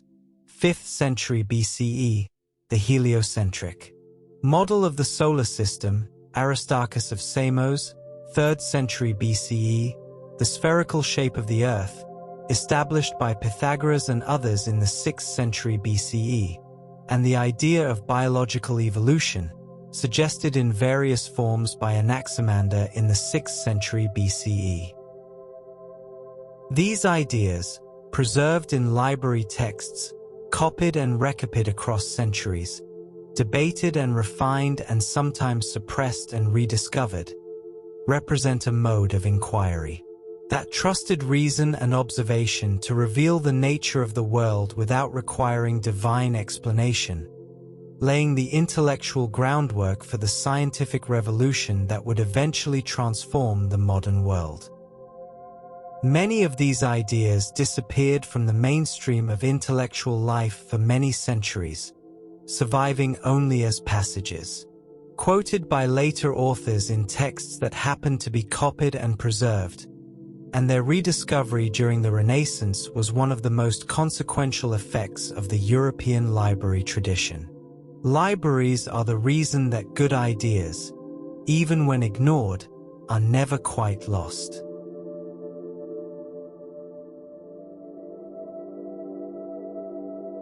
The ancient Greek lyric poetry tradition, the short, personally voiced poems of Sappho, Pindar, Alcaeus, and others, expressing love, loss, celebration,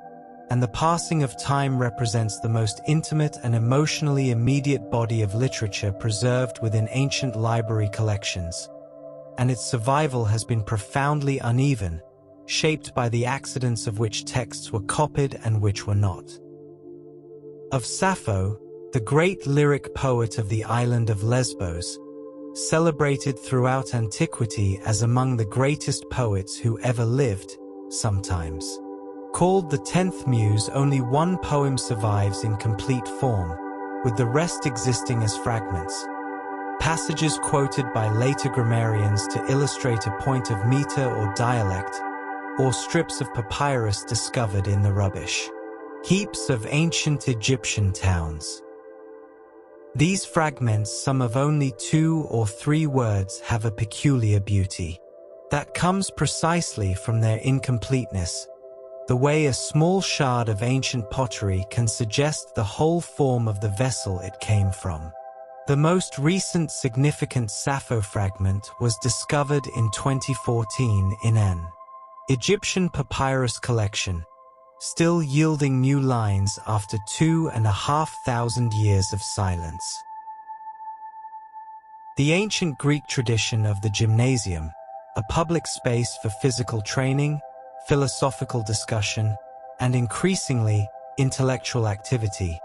served in many Greek cities as an informal library and reading center, with texts available for consultation and scholars gathering to debate and teach, blurring the boundary between the body and the mind in a way that was characteristic of the Greek ideal of the fully developed human being.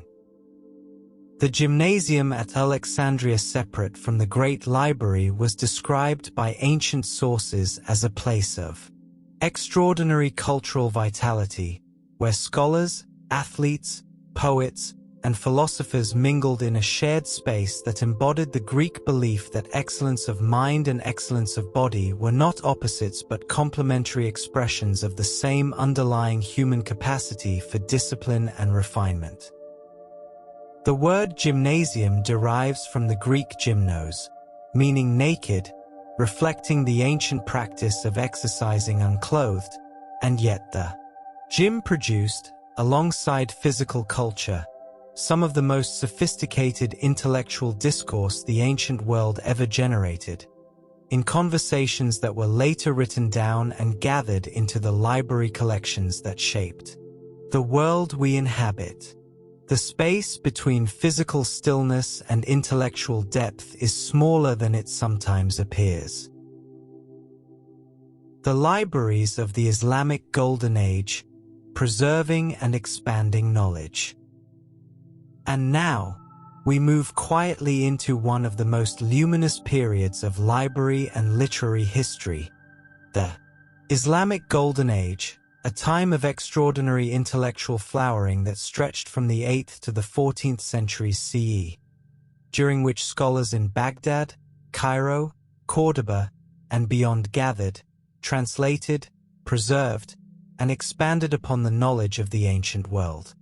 Allow yourself to drift gently forward into this warm and scholarly light. The House of Wisdom, known in Arabic as Bayt al-Hikmah, was established in Baghdad in the early 9th century CE under the Abbasid Caliph Harun al-Rashid and his son al-Ma'mun, and it grew to become one of the greatest centers of intellectual activity in the medieval world, housing a library of extraordinary depth and diversity, a translation bureau that rendered Greek, Persian, Indian, and Syriac texts into Arabic, and a community of scholars who pursued research in mathematics, astronomy, medicine, chemistry, philosophy, and geography. The founding of the House of Wisdom reflected a foundational principle of early Islamic civilization: the belief that the pursuit of knowledge, ilm, was a religious as well as an intellectual duty, a conviction attributed to the Prophet Muhammad in the famous hadith stating, "Seek knowledge, even unto China, which gave scholars of the Islamic world a powerful theological justification for their engagement with the learning of other civilizations. The translation movement centered on the House of Wisdom was remarkable in its scope. Scholars there translated and commented on works by Aristotle, Plato, Euclid, Ptolemy, Hippocrates, Galen, and many others, producing Arabic versions of classical texts that would eventually travel west and be translated again into Latin, carrying ancient knowledge back into a Europe that had largely lost access to it. The House of Wisdom was thus not only a library but a great bridge, carrying thought across centuries and civilizations. The great mathematician Al-Khwarizmi worked at the House of Wisdom in Baghdad during the early 9th century CE and produced there a mathematical text whose title, Al-Kitab al-Muqtaza fi Hisab al-Jaba wal-Muqabala, or the compendious book on calculation by completion and balancing, gave the world the word algebra, a term now used daily in every country on earth in a form barely changed from its Arabic original. Al-Khwarizmi also wrote a text on the Hindu-Arabic numeral system, the numerals 0 through 9 that are now used throughout the world, which was translated into Latin in the 12th century and introduced these numerals to Europe, eventually replacing the cumbersome Roman numeral system and making possible the kind of rapid calculation on which modern science, commerce, and technology depend. The name Al-Khwarizmi itself, Latinized as algorithmi, gave the world another everyday word, algorithm, the term for a step-by-step problem-solving procedure that underlies everything from cooking recipes to the software running on every computer and phone in the modern world. Two words that shape the way billions of people think today were born in a library in 9th century Baghdad. The translation movement of the Islamic Golden Age, the systematic project of translating Greek, Persian, and Indian texts into Arabic during the 8th through 10th centuries CE, is one of the most consequential acts of cultural preservation in the history of knowledge, responsible for the survival of numerous ancient texts that would otherwise have been lost entirely and for the synthesis of multiple intellectual traditions into a new and extraordinarily productive scholarly culture. Scholars at the House of Wisdom and elsewhere produced Arabic translations of the complete works of Aristotle, the mathematical and astronomical works of Euclid and Ptolemy, the medical writings of Hippocrates and Galen,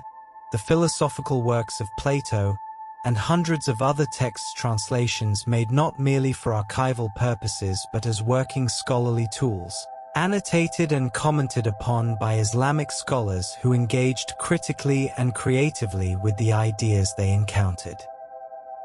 The Arabic translations were in many cases more accurate than the Greek manuscripts from which they were made, because Arab scholars had access to multiple manuscript copies and the skills to compare and correct them, meaning that the Arabic versions of some ancient texts are the most reliable witnesses we have to what the original Greek said. Libraries, it turns out, do not merely preserve what came before, they improve upon it. The Caliph Al-Ma'mun, the great patron of the House of Wisdom, who ruled the Abbasid Caliphate from 813 to 833 CE, reportedly spent the equivalent of the yearly tribute of a wealthy province on the acquisition of books, sending emissaries to Constantinople, Alexandria, Persia, and India with instructions to purchase or copy every manuscript they could find and return it to Baghdad. Al-Ma'mun is said to have made the acquisition of Greek manuscripts a condition of a peace treaty with the Byzantine emperor, requiring the Byzantines to send their most important philosophical and scientific texts to Baghdad as part of the settlement, a remarkably intellectual demand from a military victor, reflecting the priority that the Islamic scholarly tradition placed on the life of the mind.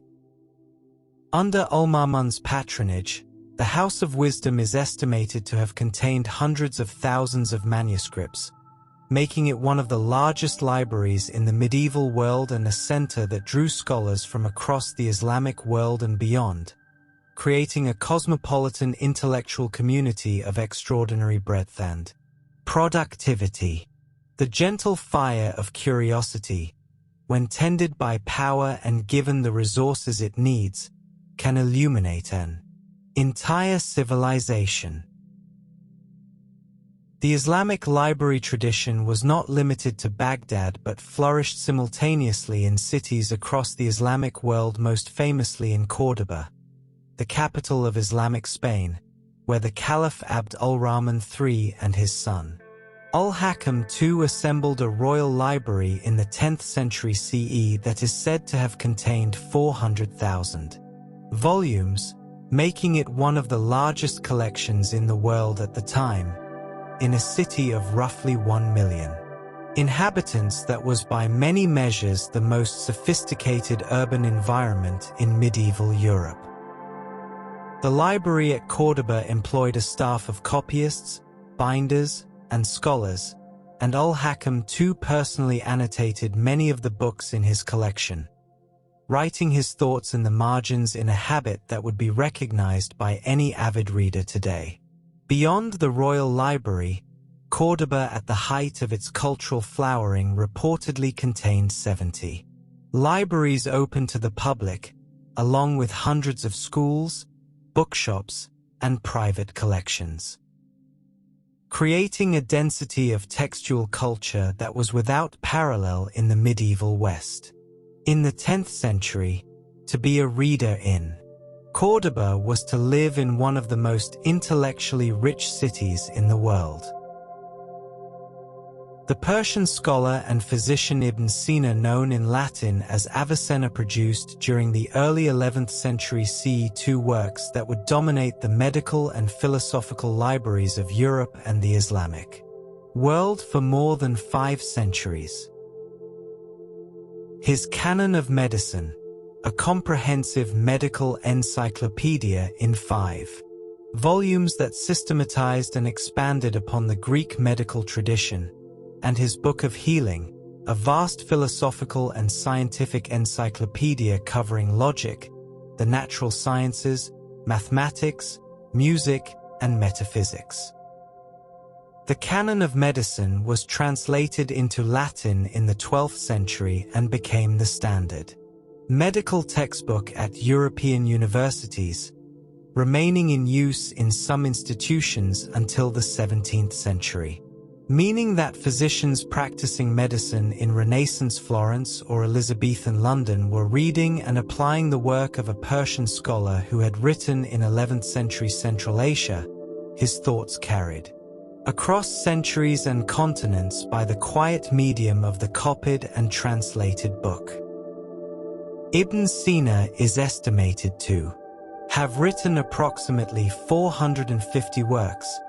of which approximately 240 survive. A body of output that reflects both his extraordinary intellectual energy and the remarkable effectiveness of the library tradition in transmitting the work of a single mind across time. The medical advice of a Persian scholar, quietly preserved in libraries across 2 continents, shaped the healing of millions. The Fatimid Caliph Al-Aziz Billah, who ruled Egypt from 975 to 996 CE, established in Cairo a grand library known as the Dar al-Ilm, or House of Knowledge, which is reported by medieval sources to have contained an almost unimaginable collection of approximately 1.5 million manuscripts, a number that, if accurate, would make it the largest library ever assembled in the medieval world, roughly double the size of the Library of Alexandria at its peak. Even allowing for the possibility of exaggeration in the historical sources, the Dar al-Ilm was clearly of extraordinary scale and importance, housing collections in astronomy, medicine, philosophy, poetry, history, grammar, and the Quran, and serving as a center of theological and scientific education for students who came from across the Islamic world. The library reportedly offered scholars not only free access to its books but free paper and ink for their research, a form of scholarly subsidy that reflected the Fatimid commitment to the patronage of knowledge as a fundamental expression of civilized governance. A library that gives away paper to those who need it has understood something fundamental about what libraries are for. The Moroccan city of Fez is home to one of the world's oldest continuously operating libraries, the Library of the Karawayan Mosque, founded in 859 CE, which is attached to the University of Al-Karawayan, itself considered by UNESCO and the Guinness World Records to be the world's oldest continuously operating university. The library at Karawayan holds one of the most important collections of Islamic manuscripts in existence, including medieval texts on law, theology, mathematics, astronomy, and literature, and the building itself, its recent restoration, completed in 2016, preserves many of its medieval features, including elaborately carved plaster walls, cedarwood ceilings, intricate zellige tilework, and a traditional cooling system using the flow of water that maintains a stable temperature and humidity ideal for the preservation of ancient manuscripts. The oldest manuscript in the Karawayan Library is reported to be a 9th century edition of the Quran, handwritten on camel skin, a physical object of such age and beauty that it is kept under strict controlled conditions, glimpsed only by a small number of scholars each year. To know that a library founded 1200 years ago still stands and still holds its books is one of the most quietly reassuring facts in the history of human civilization. The geographer and traveler Muhammad al-Idrisi, produced in 1154 CE, working at the court of the Norman King Roger II of Sicily, one of the most comprehensive and accurate geographic descriptions of the world yet made. A book called Nuzat al-Mushtaq fi Katirak al-Afaq, meaning the pleasure of him who longs to cross the horizons, accompanied by a world map drawn with south at the top, covering the known world from the Atlantic Ocean to the far reaches of Asia and sub-Saharan Africa. Al-Idrisi's work, produced at the extraordinary cultural intersection of Islamic, Norman, and Byzantine traditions at the cosmopolitan court of Roger II, drew on sources from across the Islamic geographic tradition, including the works of earlier Arab geographers preserved in library collections, and added his own first-hand observations and the testimony of travelers he interviewed at the Sicilian court. The world map produced by al-Idrisi, known as the Tabula Rogeriana, was the most accurate map of the world produced anywhere up to that point in history, and it remained a key reference for European geographers for several centuries after its completion. A map, like a library, is a way of knowing where you are and knowing where everything else is, too. The intellectual tradition of the Islamic Golden Age produced, among its many achievements, the first systematic development of the scientific method as a formalized practice of inquiry, a development associated particularly with the Egyptian scholar Ibn al-Haytham, known in Latin as Al-Hazan, who in his Book of Optics, written in Cairo around 1011 CE, combined mathematical analysis, experimental observation, and logical reasoning in a way that anticipates the scientific method as it came to be understood in the European scientific revolution 6 centuries later. Ibn al-Haytham's Book of Optics, which was translated into Latin in the 13th century and held in the libraries of European universities, overturned the ancient Greek theory that vision was caused by rays emitted from the eye and established instead the correct understanding that vision results from light reflected from objects. Entering the eye, a conclusion he reached through careful experiment rather than philosophical argument. The influence of this work can be traced through Leonardo da Vinci's notes on optics, through Kepler's work on the eye, and ultimately through the modern understanding of light and vision that underlies photography, cinema, and every screen through which you might be reading or listening tonight. A book written in Cairo 1,000 years ago lives on, quietly, in everything you see. The libraries of ancient India, Sanskrit, palm leaves, and sacred texts. And now, we move quietly into another of the world's most ancient and continuous literary traditions, the civilization of ancient India, where sacred knowledge was first entrusted to human memory and the oral tradition, and then slowly, carefully, committed to palm leaf and bark and paper, gathering in libraries attached to temples, monasteries, and royal courts across a vast and diverse continent. Allow yourself to drift gently forward. The oldest literary tradition in the Indian subcontinent and one of the oldest continuously practiced literary traditions in the world is the Vedic tradition, a body of religious and philosophical texts composed in Sanskrit and transmitted orally for an estimated period of 3,000 to 4,000 years before being committed to writing. Preserved through a system of memorization so precise and so carefully maintained that scholars today consider the oral texts to be among the most accurately preserved documents of the ancient world, their sound patterns fixed with the exactness of a musical score. The Rig Veda, the oldest of the four Vedas, composed approximately between 1700 and 1100 BCE, contains 1,028 hymns addressed to various deities, covering approximately 10,600 individual verses, all committed to memory and transmitted from teacher to student in an unbroken chain of recitation that has continued for over 3,000 years and continues to this day in communities of Vedic scholars across India. The precision required for this transmission was extraordinary. Students memorized not only the words but the exact pitch, duration, and intonation of every syllable, with multiple redundant memorization techniques ensuring that no alteration could creep in undetected. The human memory, when trained and entrusted with sacred material,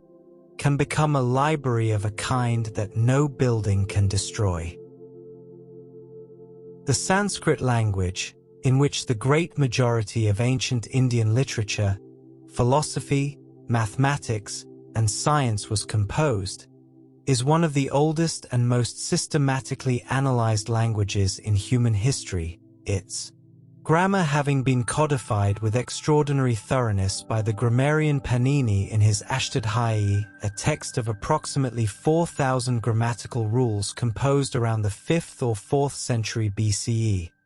A work of such analytical precision that modern linguists consider it one of the greatest intellectual achievements of the ancient world. Panini's grammar defines Sanskrit with a precision and comprehensiveness that modern formal linguistics did not approach until the 20th century, using a system of algebraic notation to express grammatical rules in the most compact possible form, a method so efficient that the entire grammar of the Sanskrit language is compressed into fewer than 4,000 short formulae, each one as dense and precise as a mathematical axiom. The existence of Panini's grammar meant that Sanskrit, once codified, changed extraordinarily slowly. The Sanskrit of medieval Indian manuscripts composed 1,500 years after Panini is grammatically almost identical to the Sanskrit he described, giving Indian literary culture a continuity across time that is perhaps without parallel in the history of human language. A perfectly described language can hold a civilization's thought steady across the centuries. The most widespread medium for manuscript production in ancient and medieval India was the palm leaf, the broad, flat leaf of the talapat or palmyra palm, which when cut, dried, and treated with turmeric powder and oil, produced a writing surface of remarkable durability, capable of surviving in the Indian climate far better than papyrus or early paper, with some palm leaf manuscripts remaining legible after more than 1,000 years of careful storage. Palm leaf manuscripts were written upon with a metal stylus that incised letters into the leaf without the use of ink, with a dark pigment, often a mixture of lamp black and oil, then rubbed into the incised letters and wiped away from the surface, leaving the characters clearly readable in black against the pale tan of the leaf. The leaves were then strung together with cord through holes bored at each end, and stored between two wooden boards that served as covers, giving the finished manuscript a form not unlike a horizontal codex, a form so well adapted to the climate, the materials, and the reading customs of India that it persisted virtually unchanged for more than 2,000 years. The quiet, careful craft of the palm leaf manuscript is one of the most beautiful in the history of the written word. The ancient Indian University of Nalanda, located in the present-day state of Bihar in northeastern India, was one of the greatest centers of learning in the ancient world, operating from approximately the 5th to the 12th century CE, and at its height housing more than 10,000 students and 2,000 teachers from across Asia, including monks and scholars from China, Korea, Japan, Tibet, Mongolia, Sri Lanka, and Southeast Asia, who traveled vast distances to study at its famous library. The Library of Nalanda, known as the Dharmaganja, or Treasury of Truth, reportedly occupied 9 stories of a great building complex and contained hundreds of thousands of manuscripts covering Buddhist philosophy and theology, Hindu texts, mathematics, astronomy, medicine, grammar, and the arts, making it one of the largest libraries anywhere in the world during the period of its greatest activity. The library at Nalanda was a living institution. Its collection grew continuously as scholars produced new commentaries and treatises, and rare texts were copied from visiting scholars' manuscripts or sought out by students traveling to distant monasteries. And it attracted the most significant Buddhist thinkers of the age, whose works are still studied in Buddhist universities and monasteries today. To learn in a place where 10,000 other minds are also seeking understanding is to be in the presence of something extraordinary and calm. The 2 great Sanskrit epics, the Mahabharata and the Ramayana, represent not only the foundational literary texts of Indian civilization but among the longest works of literature ever composed, with the Mahabharata containing approximately 100,000 couplets, roughly 10 times the combined length of the Iliad and the Odyssey, and the Ramayana containing approximately 24,000 verses, both works existing in multiple regional versions across South and Southeast Asia that have been copied, recopied, illustrated, performed, and interpreted continuously for more than 2,000 years. The Mahabharata encompasses within its vast frame narrative not only the story of a great dynastic war but an enormous body of philosophical, religious, legal, and didactic material, including the Bhagavad Gita, a philosophical dialogue between the warrior Arjuna and his charioteer Krishna that is one of the most widely read and commented upon philosophical texts in human history, with translations and commentaries in virtually every language in the world. These texts were preserved and transmitted through a combination of oral tradition, temple manuscript libraries, and the copying traditions of scholarly families, a distribution of preservation so wide that no single catastrophe could destroy them. Literature that belongs to everyone is literature that no one person can lose. The ancient Indian mathematical tradition, preserved in texts including the Sulbasutras from the 8th to 6th centuries BCE, the works of Aryabhata from the 5th century CE, and the texts of Brahmagupta from the 7th century CE, represents one of the most significant and historically underappreciated bodies of mathematical knowledge in the history of science, including the development of the decimal place value system, the concept of zero as both a placeholder and an independently operable mathematical entity, negative numbers, and the beginnings of algebra and trigonometry. Aryabhata, working in the late 5th century CE, calculated the value of pi to 4 decimal places, proposed a heliocentric model of the solar system in which the Earth rotates on its own axis, and calculated the length of the Earth's year to within a few minutes of the modern figure, all from the basis of mathematical reasoning applied to careful astronomical observation, without instruments beyond the naked eye and the trained mathematical mind. These achievements, contained in Sanskrit manuscripts preserved in temple and monastery libraries across India, were transmitted to the Islamic world and eventually to Europe through the great translation movement of the Islamic Golden Age, where they formed the mathematical foundation upon which modern science was built. Numbers, like stories, travel quietly and persistently across the world. The Sarasvati Mahal Library, located in the city of Tanjavur in the southern Indian state of Tamil Nadu, is one of the most significant surviving collections of ancient Indian manuscripts in the world. Founded by the Noyak rulers of Tanjavur in the 16th century CE and expanded by the Maratha kings who succeeded them, and now housing a collection of approximately 60,000 manuscripts in Sanskrit, Tamil, Telugu, Marathi, and other South Indian languages covering medicine, music, dance, astronomy, philosophy, and the arts. The collection includes illustrated manuscripts with extraordinarily detailed paintings depicting scenes from Hindu epics and Puranas, images of such delicacy and beauty that they are themselves considered works of art, as well as textual documents,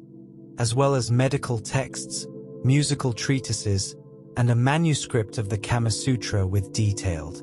commentary.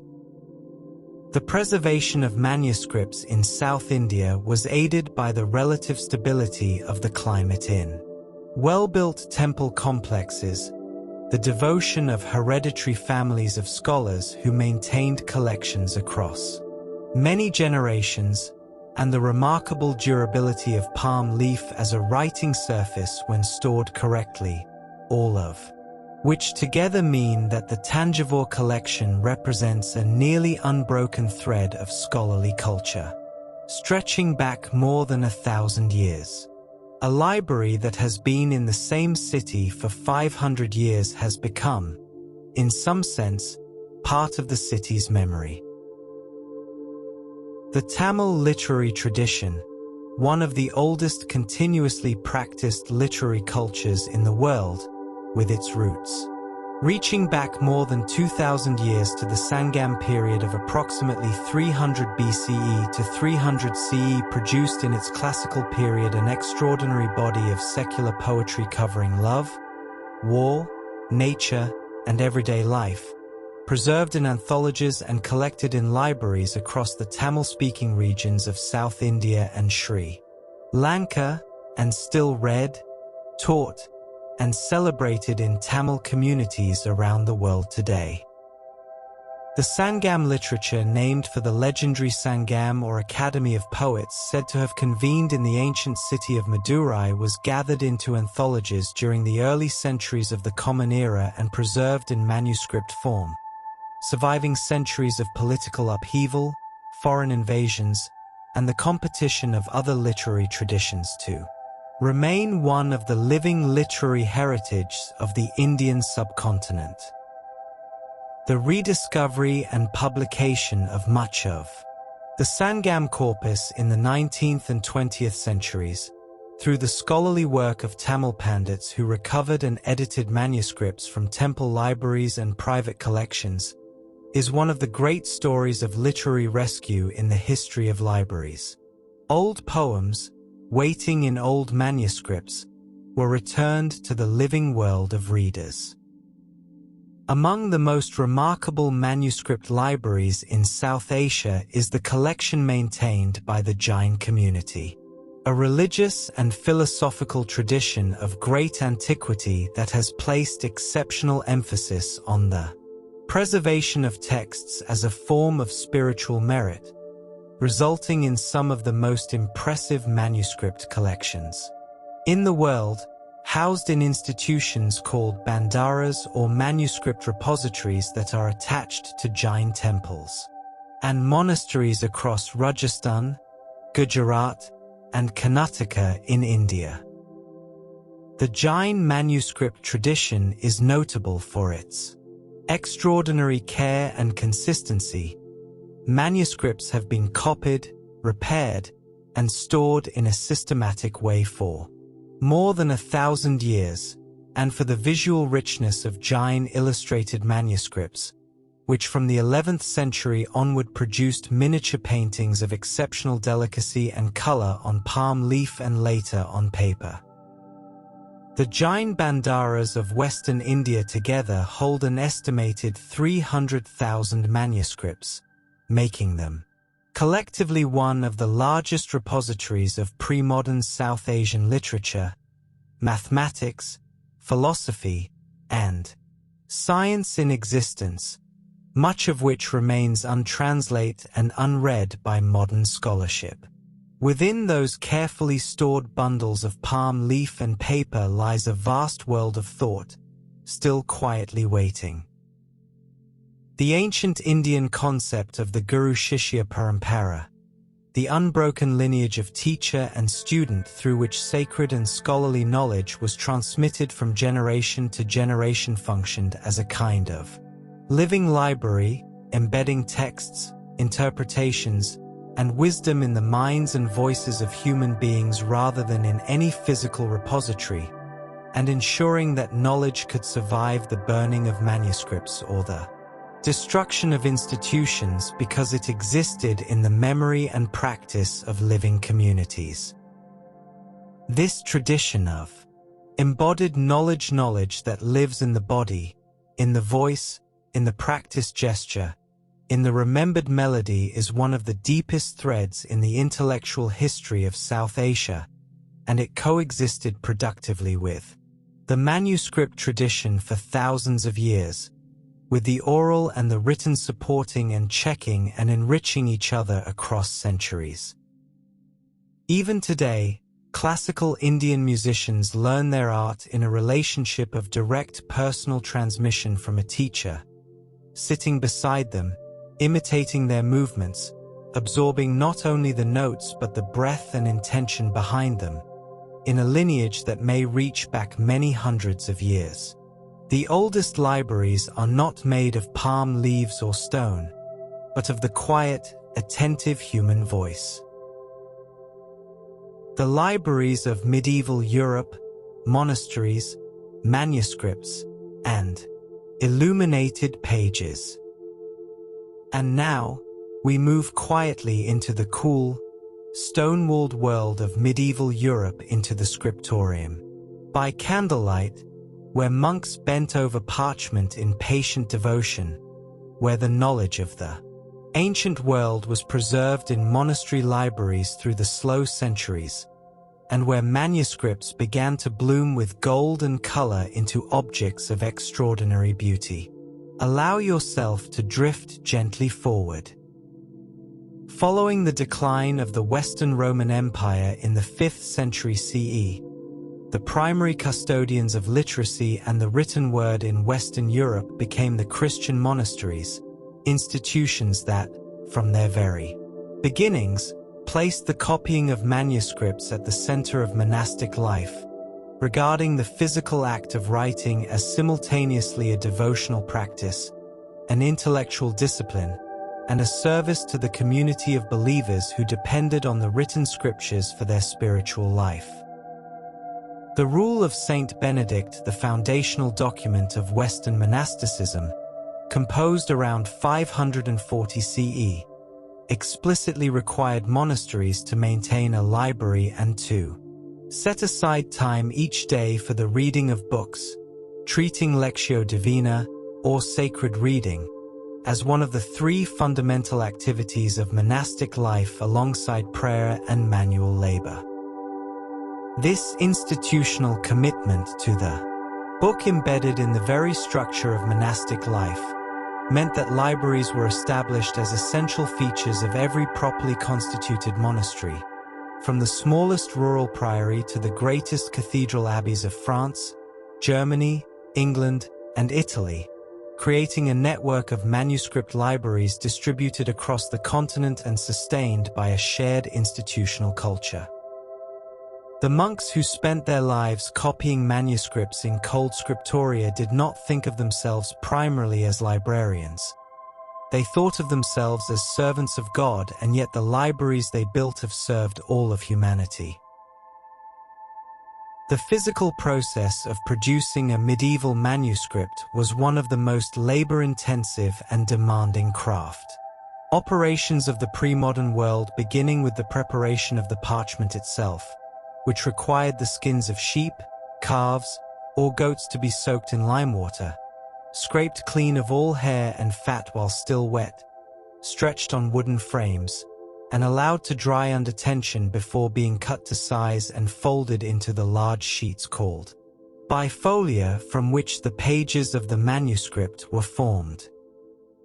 A single manuscript Bible of the standard medieval size might require the skins of approximately 250 calves, a figure that helps explain why books were among the most expensive objects in the medieval world, and why the library of even a modest monastery was considered a treasure of enormous value that was inventoried, protected, and guarded with great care. The process of ruling the pages with a sharp stylus or lead point, laying out the text columns with careful measurement, and then writing each line with a cut quill in a mixture of oak gall and iron salt that turned black on the parchment surface, was a process so slow and demanding that a skilled scribe might produce only a few pages per day, making the completion of a long text a project of months or years. A medieval Bible was a cathedral made of skin and memory. Among the most beautiful objects produced within the medieval European library tradition are the illuminated manuscripts, in which the written text is supplemented by painted decoration ranging from simple colored initial letters to extraordinarily complex full-page miniature paintings, gilded with beaten gold leaf that catches the light with a warmth and brilliance undiminished after 1,000 years of storage in monastery libraries. The tradition of manuscript illumination reached its greatest expression in works such as the Book of Kells, an illuminated gospel book produced by Celtic monks around 800 CE, probably on the Scottish island of Iona, whose pages contain decorative patterns of such intricacy and beauty that it has been described as the work of angels rather than human hands, with patterns so detailed that scholars have measured some elements as less than 1 millimeter in thickness, executed without magnifying tools by the patient hand of a monk working in the poor natural light of a northern island. The Book of Kells is now housed in Trinity College, Dublin, where it is displayed under controlled lighting conditions and viewed by hundreds of thousands of visitors each year, people drawn by the same quiet awe that has always gathered around exceptional beauty, whatever its form. 2. See a single illuminated page of the Book of Kells is to understand that the human hand is capable of extraordinary things when guided by devotion and patience. The library of the monastery of Monte Cassino, founded by Saint Benedict himself around 529 CE on a hilltop south of Rome, became one of the most important centers of manuscript preservation and production in medieval Europe,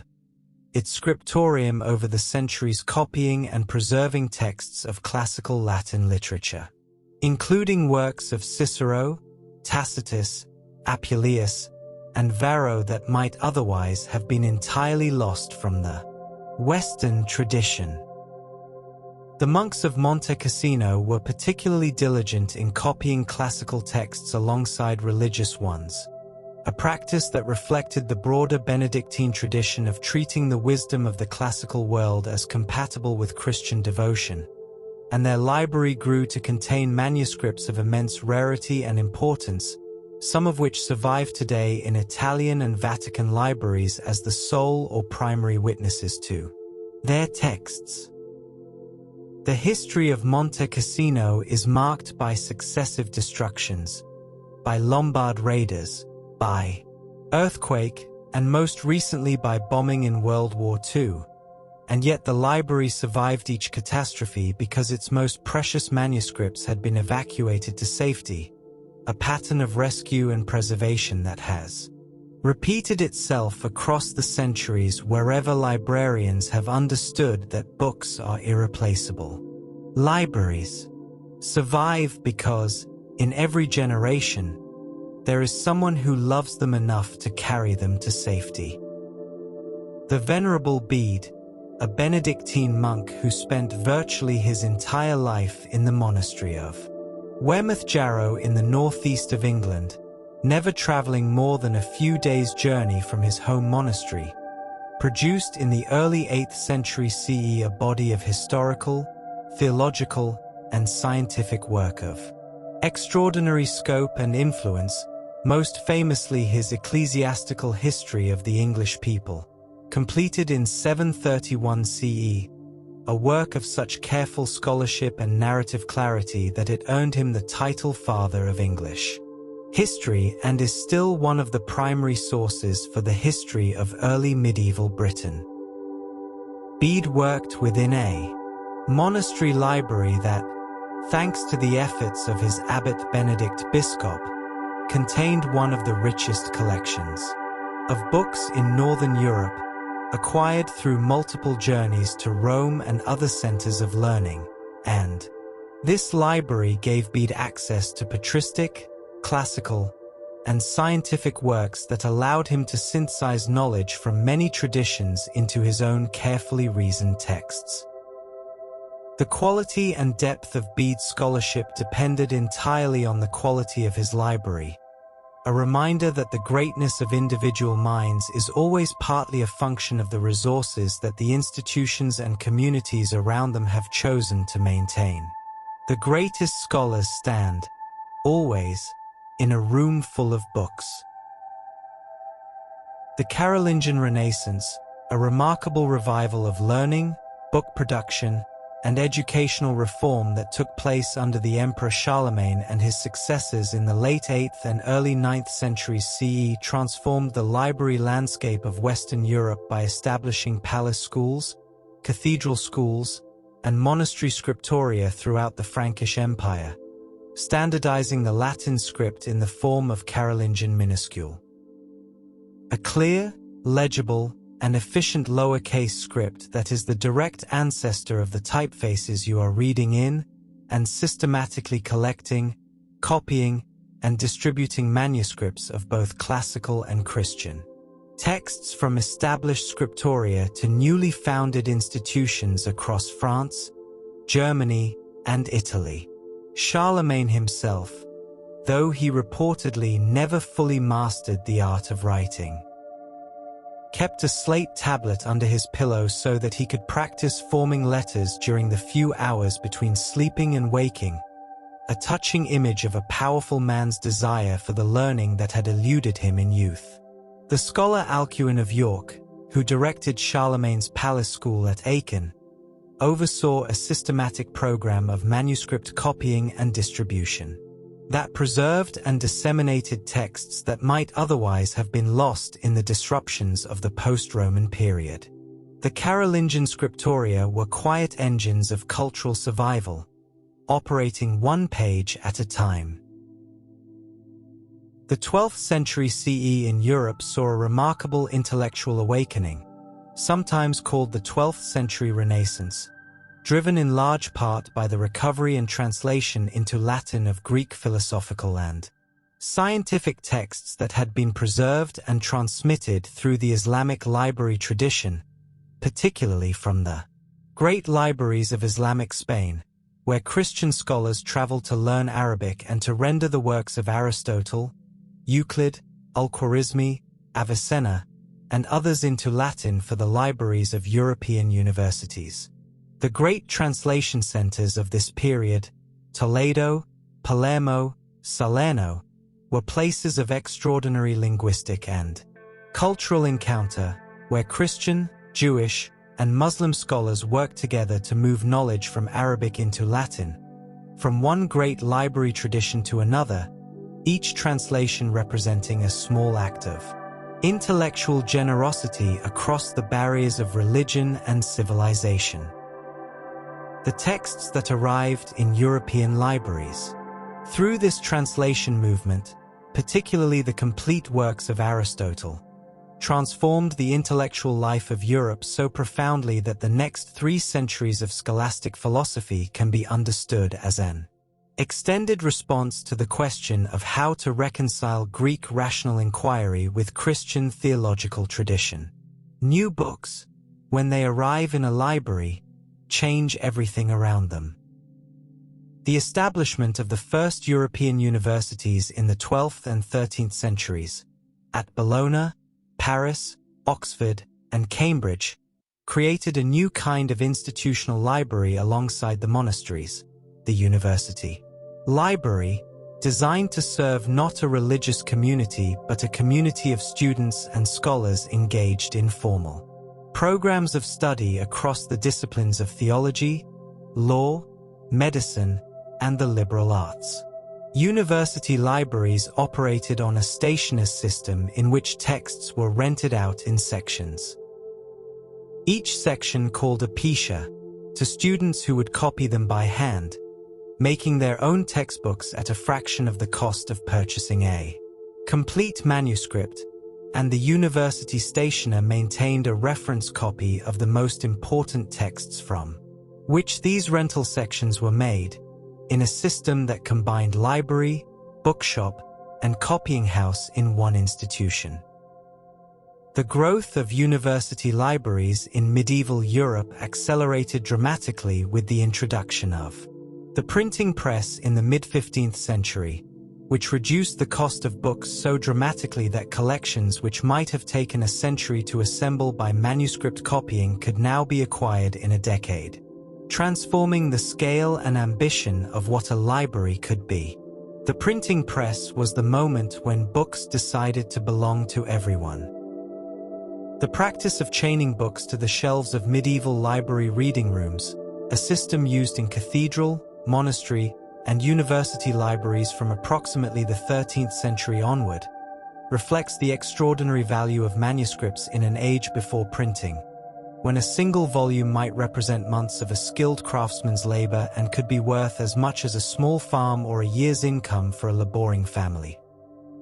Chained libraries, of which approximately 30 complete or partially complete examples survive in Europe, the most famous being the Hereford Cathedral Library in England, established in 1611 but based on medieval practices, arranged their books on lecterns or desks with iron chains attached to the front cover or binding, long enough to allow the book to be opened and read on the desk but not to be removed from the building without unlocking the chain. The Hereford Chained Library contains approximately 220 medieval manuscripts and 1,600 early printed books, still on their original chains and shelving, making it one of the most complete and evocative survivals of a medieval library in the world, a room in which the arrangement of books has not fundamentally changed for 400 years. To walk through a chained library is to feel time standing perfectly, quietly still. The development of the Codex format, the bound book with pages rather than the scroll, was given an enormous practical boost by the monasteries of medieval Europe, which developed increasingly sophisticated techniques of bookbinding that made the Codex more durable, more beautiful, and more convenient than any previous format, producing by the high medieval period books with covers of carved ivory, tooled and gilded leather, metal clasps, jeweled bosses, and structural sewn bindings of remarkable engineering elegance that allowed the pages to open flat without cracking the spine.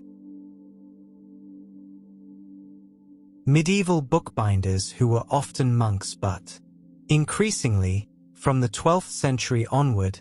professional laypeople working in urban workshops, developed techniques that combined function with artistry, their work evident in the surviving medieval bindings now held in library archives and museum collections around the world, many of them still perfectly sound after 500 or 600 years of careful storage. The medieval book was not merely a container for a text but an object of care and craft in its own right, made to be held in the hands with reverence, kept clean with cloth, repaired when damaged, and passed from one generation to the next as a valuable possession.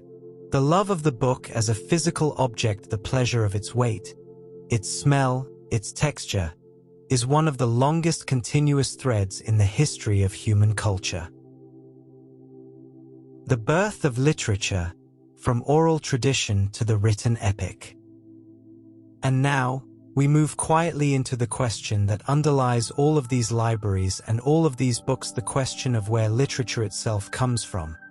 and how the great stories that human beings have always needed began their long journey from the human voice to the written page. Allow yourself to drift gently forward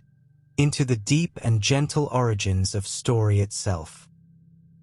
Before the first library was ever built, before the first clay tablet was pressed, before the first papyrus was unrolled, human beings were already telling stories,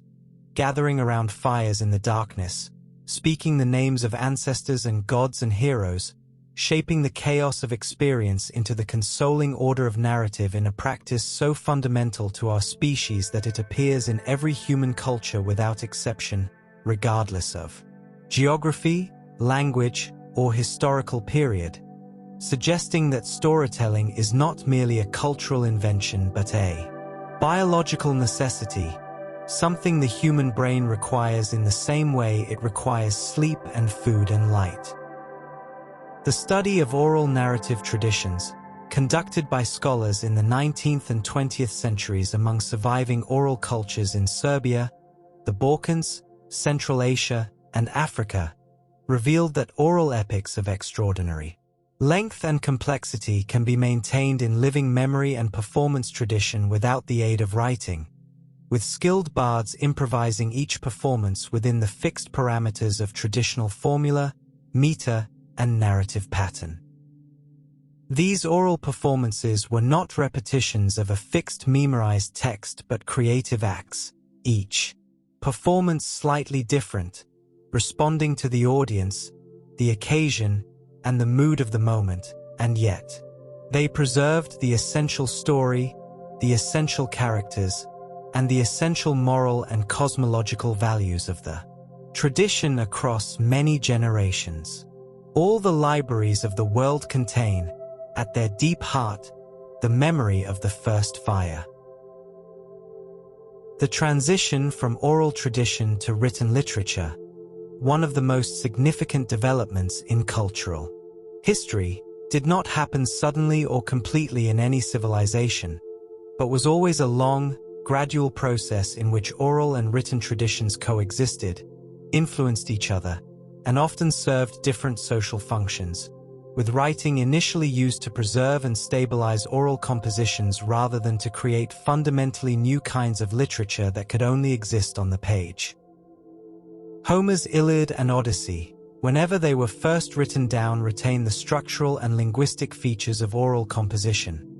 The repetition of stock epithets, the use of formulaic phrases that fit the metrical pattern, the presence of oral seams where variants of the same episode appear, suggesting a process of compilation from multiple versions of the oral tradition rather than a single author composing at a writing desk. Similar patterns of oral origin visible in written texts can be found in the Epic of Gilgamesh, in the Sanskrit Mahabharata, in the Anglo-Saxon Beowulf, and in the biblical books of Genesis and Exodus, suggesting that the great foundational literary texts of many civilizations are written layers deposited over much older oral sediment, like the geological layers of a riverbank revealing the slow history of the current. Above, every great old book is partly a voice, still speaking. The Beowulf poem, the oldest surviving long narrative poem in the English language, composed sometime between the 8th and 11th centuries CE and preserved in a single manuscript now housed in the British Library, tells the story of the great warrior Beowulf, who 3 times in his life confronts and defeats a monstrous threat to the communities he serves, and whose life and death are narrated with a somber, dignified beauty that has made it one of the most studied and beloved poems in the English literary tradition, translated and retranslated by poets including Seamus Heaney, whose version brought its music to a new generation of readers at the turn of the 21st century. The sole surviving manuscript of Beowulf was nearly destroyed in the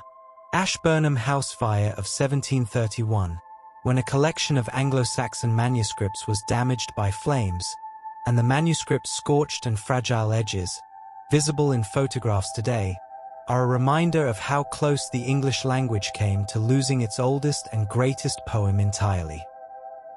The name of no individual scribe who copied Beowulf is known,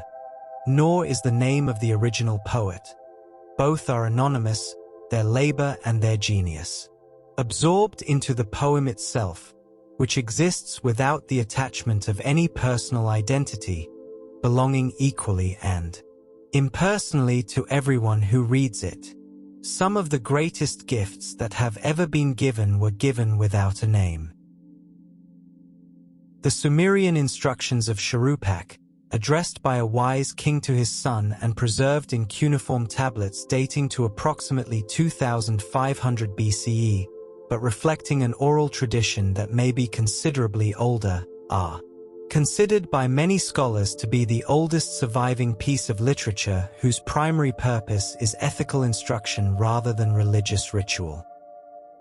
or administrative record-keeping, offering advice on behavior, social relationships, and practical wisdom in the form of short, aphoristic sentences that anticipate the wisdom literature of later civilizations, including the biblical proverbs, the Egyptian maxims of Ptahhotep, and the Sanskrit Arthashastra. Among the instructions preserved in those ancient Sumerian tablets are pieces of advice that retain a startling freshness across 4,500 years. Do not guarantee for someone that man will have a hold on you. A loving heart maintains a family. A hateful heart destroys a family. The universality of this ethical concern, the desire to understand how one should live, and how best to treat the people around one, is one of the deepest continuities across all of ancient literature, a thread connecting the earliest clay tablets to the latest printed books. What literature has always wanted to tell us is, in its simplest form, how to be a human being. The development of lyric poetry, personal, emotionally intimate verse expressing individual experience rather than collective mythological narrative, represents one of the most significant evolutions within the ancient literary tradition, and it appears independently in multiple civilizations during roughly similar historical periods. In ancient China with the Book of Songs, a collection of 305 folk songs and court poems dating from approximately 1000 to 600 BCE. In ancient Greece with the great lyric poets of the 7th through 5th centuries BCE, and in ancient India with the Sangam poetry of the early centuries CE, each tradition developing the capacity of language to express what one particular person feels in one particular moment with a vividness and precision that allows readers thousands of years later to recognize the feeling as their own. The ancient Chinese Book of Songs, known as the Shijing, was personally edited, according to tradition, by Confucius himself, who is said to have selected the 305 poems from a much larger collection as those best suited to teach moral values alongside aesthetic pleasure, making it simultaneously a literary anthology and a moral curriculum of extraordinary elegance. The oldest love songs in the world, some of them translated from ancient Egyptian papyri, express longing, tenderness, jealousy, and joy in words so direct and recognizable that reading them feels less like encountering the ancient world than like overhearing a conversation in the next room. People have always loved this way and always written it down. The ancient Egyptian love poems preserved on papyrus scrolls dating to approximately 1300 BCE, discovered in the 19th century in the ancient workmen's village of Deir el-Medina on the west bank of Thebes, represent one of the most intimate windows into the emotional life of ordinary ancient people that has ever been found, describing longing, desire, joy, and the particular ache of absence in language so direct and tender that modern readers consistently find them startlingly contemporary in feeling. One poem, addressed by a young woman to her beloved, describes how her heart races whenever she sees him coming to her house, until she is too flustered to manage even her hair. An experience so universal and so specifically recognizable that the 3,000-year gap between its composition and its reading seems, for a moment, to simply dissolve. These poems were not composed by priests or scribes or royalty, but by the craftsmen and craftswomen who spent their working lives carving and painting the royal tombs of the Valley of the Kings, people whose names we do not know but whose feelings we can read, preserved in the careful ink on ancient papyrus. Literature is how human beings leave behind the facts of their lives, the truth of their experience. The ancient genre of the hymn, the formal praise poem addressed to a god, a king, a city, or a cosmic principle, was one of the most widely practiced forms of literary composition in the ancient world, and its products are among the most formally beautiful texts that the early library tradition preserved from the ancient Sumerian. Hymns to the goddess Inanna, composed by the priestess Enheduanna around 2300 BCE, the earliest known named author in human history. To the Egyptian great hymn to the Aten, composed during the reign of Akhenaten around 1350 BCE. To the Hebrew Psalms compiled during the first millennium BCE. Enheduanna, daughter of the Akkadian king Sargon of Akkad and high priestess of the moon god Nanna at Ur, composed 3 major hymns to the goddess Inanna that survive on cuneiform tablets, making her not only the earliest named author in history but the earliest named woman poet, a figure whose formal devotional compositions carry within them traces of personal emotion, fear, exile, divine anger, and reconciliation, that give her work a psychological immediacy remarkable for texts composed 4,300 years ago. To know the name of the first human being who signed their written work is a small and quiet marvel, a moment when the vast anonymity of the ancient world parts, just for a moment, to reveal one particular face. Enheduanna composed her hymns and pressed her name into clay, and her name has endured.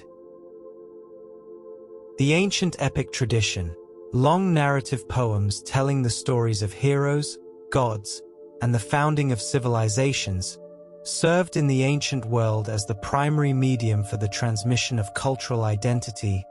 moral values, historical memory, and cosmological understanding, functioning simultaneously as entertainment, religious text, history, and social curriculum for the communities that composed, preserved, and performed them. The great world epics, the Gilgamesh of Mesopotamia, the Mahabharata and Ramayana of India, the Iliad and Odyssey of Greece, the Aeneid of Rome, the Shahnameth of Persia, the Beowulf of Anglo-Saxon England, and the Sundiata of West Africa, share across their extraordinary cultural diversity a common set of concerns: the nature of heroism, the relationship between humanity and the divine, the claims of loyalty and love, the reality of mortality, and the question of what, if anything, survives after a single human life ends. These epics were the central texts of the libraries that housed them, the books that scribes and monks and scholars returned to again and again across centuries, copying them, commenting on them, illustrating them, translating them, arguing about them,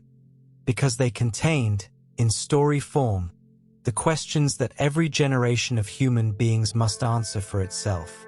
We are still arguing about them. The ancient Indian concept of kavya, literary poetry, as opposed to Vedic religious verse, produced during the first millennium CE a body of sophisticated court literature in Sanskrit that explored love, nature, politics, and philosophy with a formal elegance and linguistic precision that has few equivalents in any literary tradition, and whose theoretical principles were codified in texts of literary criticism including the Natya Shastra of Bharata Muni, a vast encyclopedia of dramaturgy, music, and aesthetics composed between approximately 200 BCE and 200 CE that analyzes the experience of aesthetic pleasure with a sophistication still valued by Indian artists and critics today. The concept of rasa, the 9 fundamental aesthetic emotions that art can evoke in its audience, including the peaceful, the erotic, the heroic, the comic, the pathetic, the terrible, the wondrous, the furious, and the disgusting, provided Indian literary critics with a comprehensive framework for analyzing the emotional effects of literature that is as subtle and as useful as any theory of literary criticism developed in the Western tradition. The literary tradition that kavya represents, refined, elusive, formally demanding, and deeply attentive to the exact shade of feeling that a particular word in a particular position can create, is one of the great treasures of world literature, much of it still waiting for the translators and readers who will carry it into wider appreciation. The world's greatest library is still being opened. The world's oldest surviving novel, a work of prose fiction of recognizable length, complexity, and formal intention, is generally considered to be the Tale of Genji, written by the Japanese court lady Murasaki Shikibu around 1008 CE during the Heian period of Japanese history, a work of approximately 1200 pages that follows the romantic and political life of a nobleman called the Shining Prince through the elegantly ritualized world of the Japanese Imperial court, with a psychological subtlety, narrative sophistication, and quality of emotional observation that place it among the great literary achievements of any civilization in any period. Murasaki Shikibu wrote the Tale of Genji in a private diary-like tradition that was the particular literary domain of Heian court women, who were, in many respects, the most literary members of Japanese aristocratic society, composing poetry, diaries, and prose narratives in a culture that valued aesthetic sensitivity as a fundamental social virtue. The manuscript of the Tale of Genji was copied, illustrated, and collected by subsequent generations of Japanese readers with the reverence reserved for a sacred text. And the illustrations produced for different chapters across the centuries constitute one of the most beautiful sustained traditions of literary illustration in the history of the world. A woman, writing in her own private time, in the quiet hours between the duties of court life, produced the first great novel, and the world has been reading novels ever since. And so we arrive, gently and without hurry, at the quiet end of our long journey tonight, having passed together through thousands of years of human thought, curiosity, and the tender, persistent desire to preserve what is known, and what is beautiful, and what is true. The ancient libraries may have crumbled, and the scrolls may have long since turned to pale dust, yet the words they once held, the stories, the mathematics, the philosophy, the poetry, the careful observations of stars and rivers and the movements of the human heart, continue to live within the very books and ideas and quiet traditions that surround you even now. Rest well, breathe softly, and know that you carry within you a small and luminous piece of that same ancient tradition, that same deep human hunger to understand, to wonder, and to rest. Sleep deeply, and we will see you again on the next journey.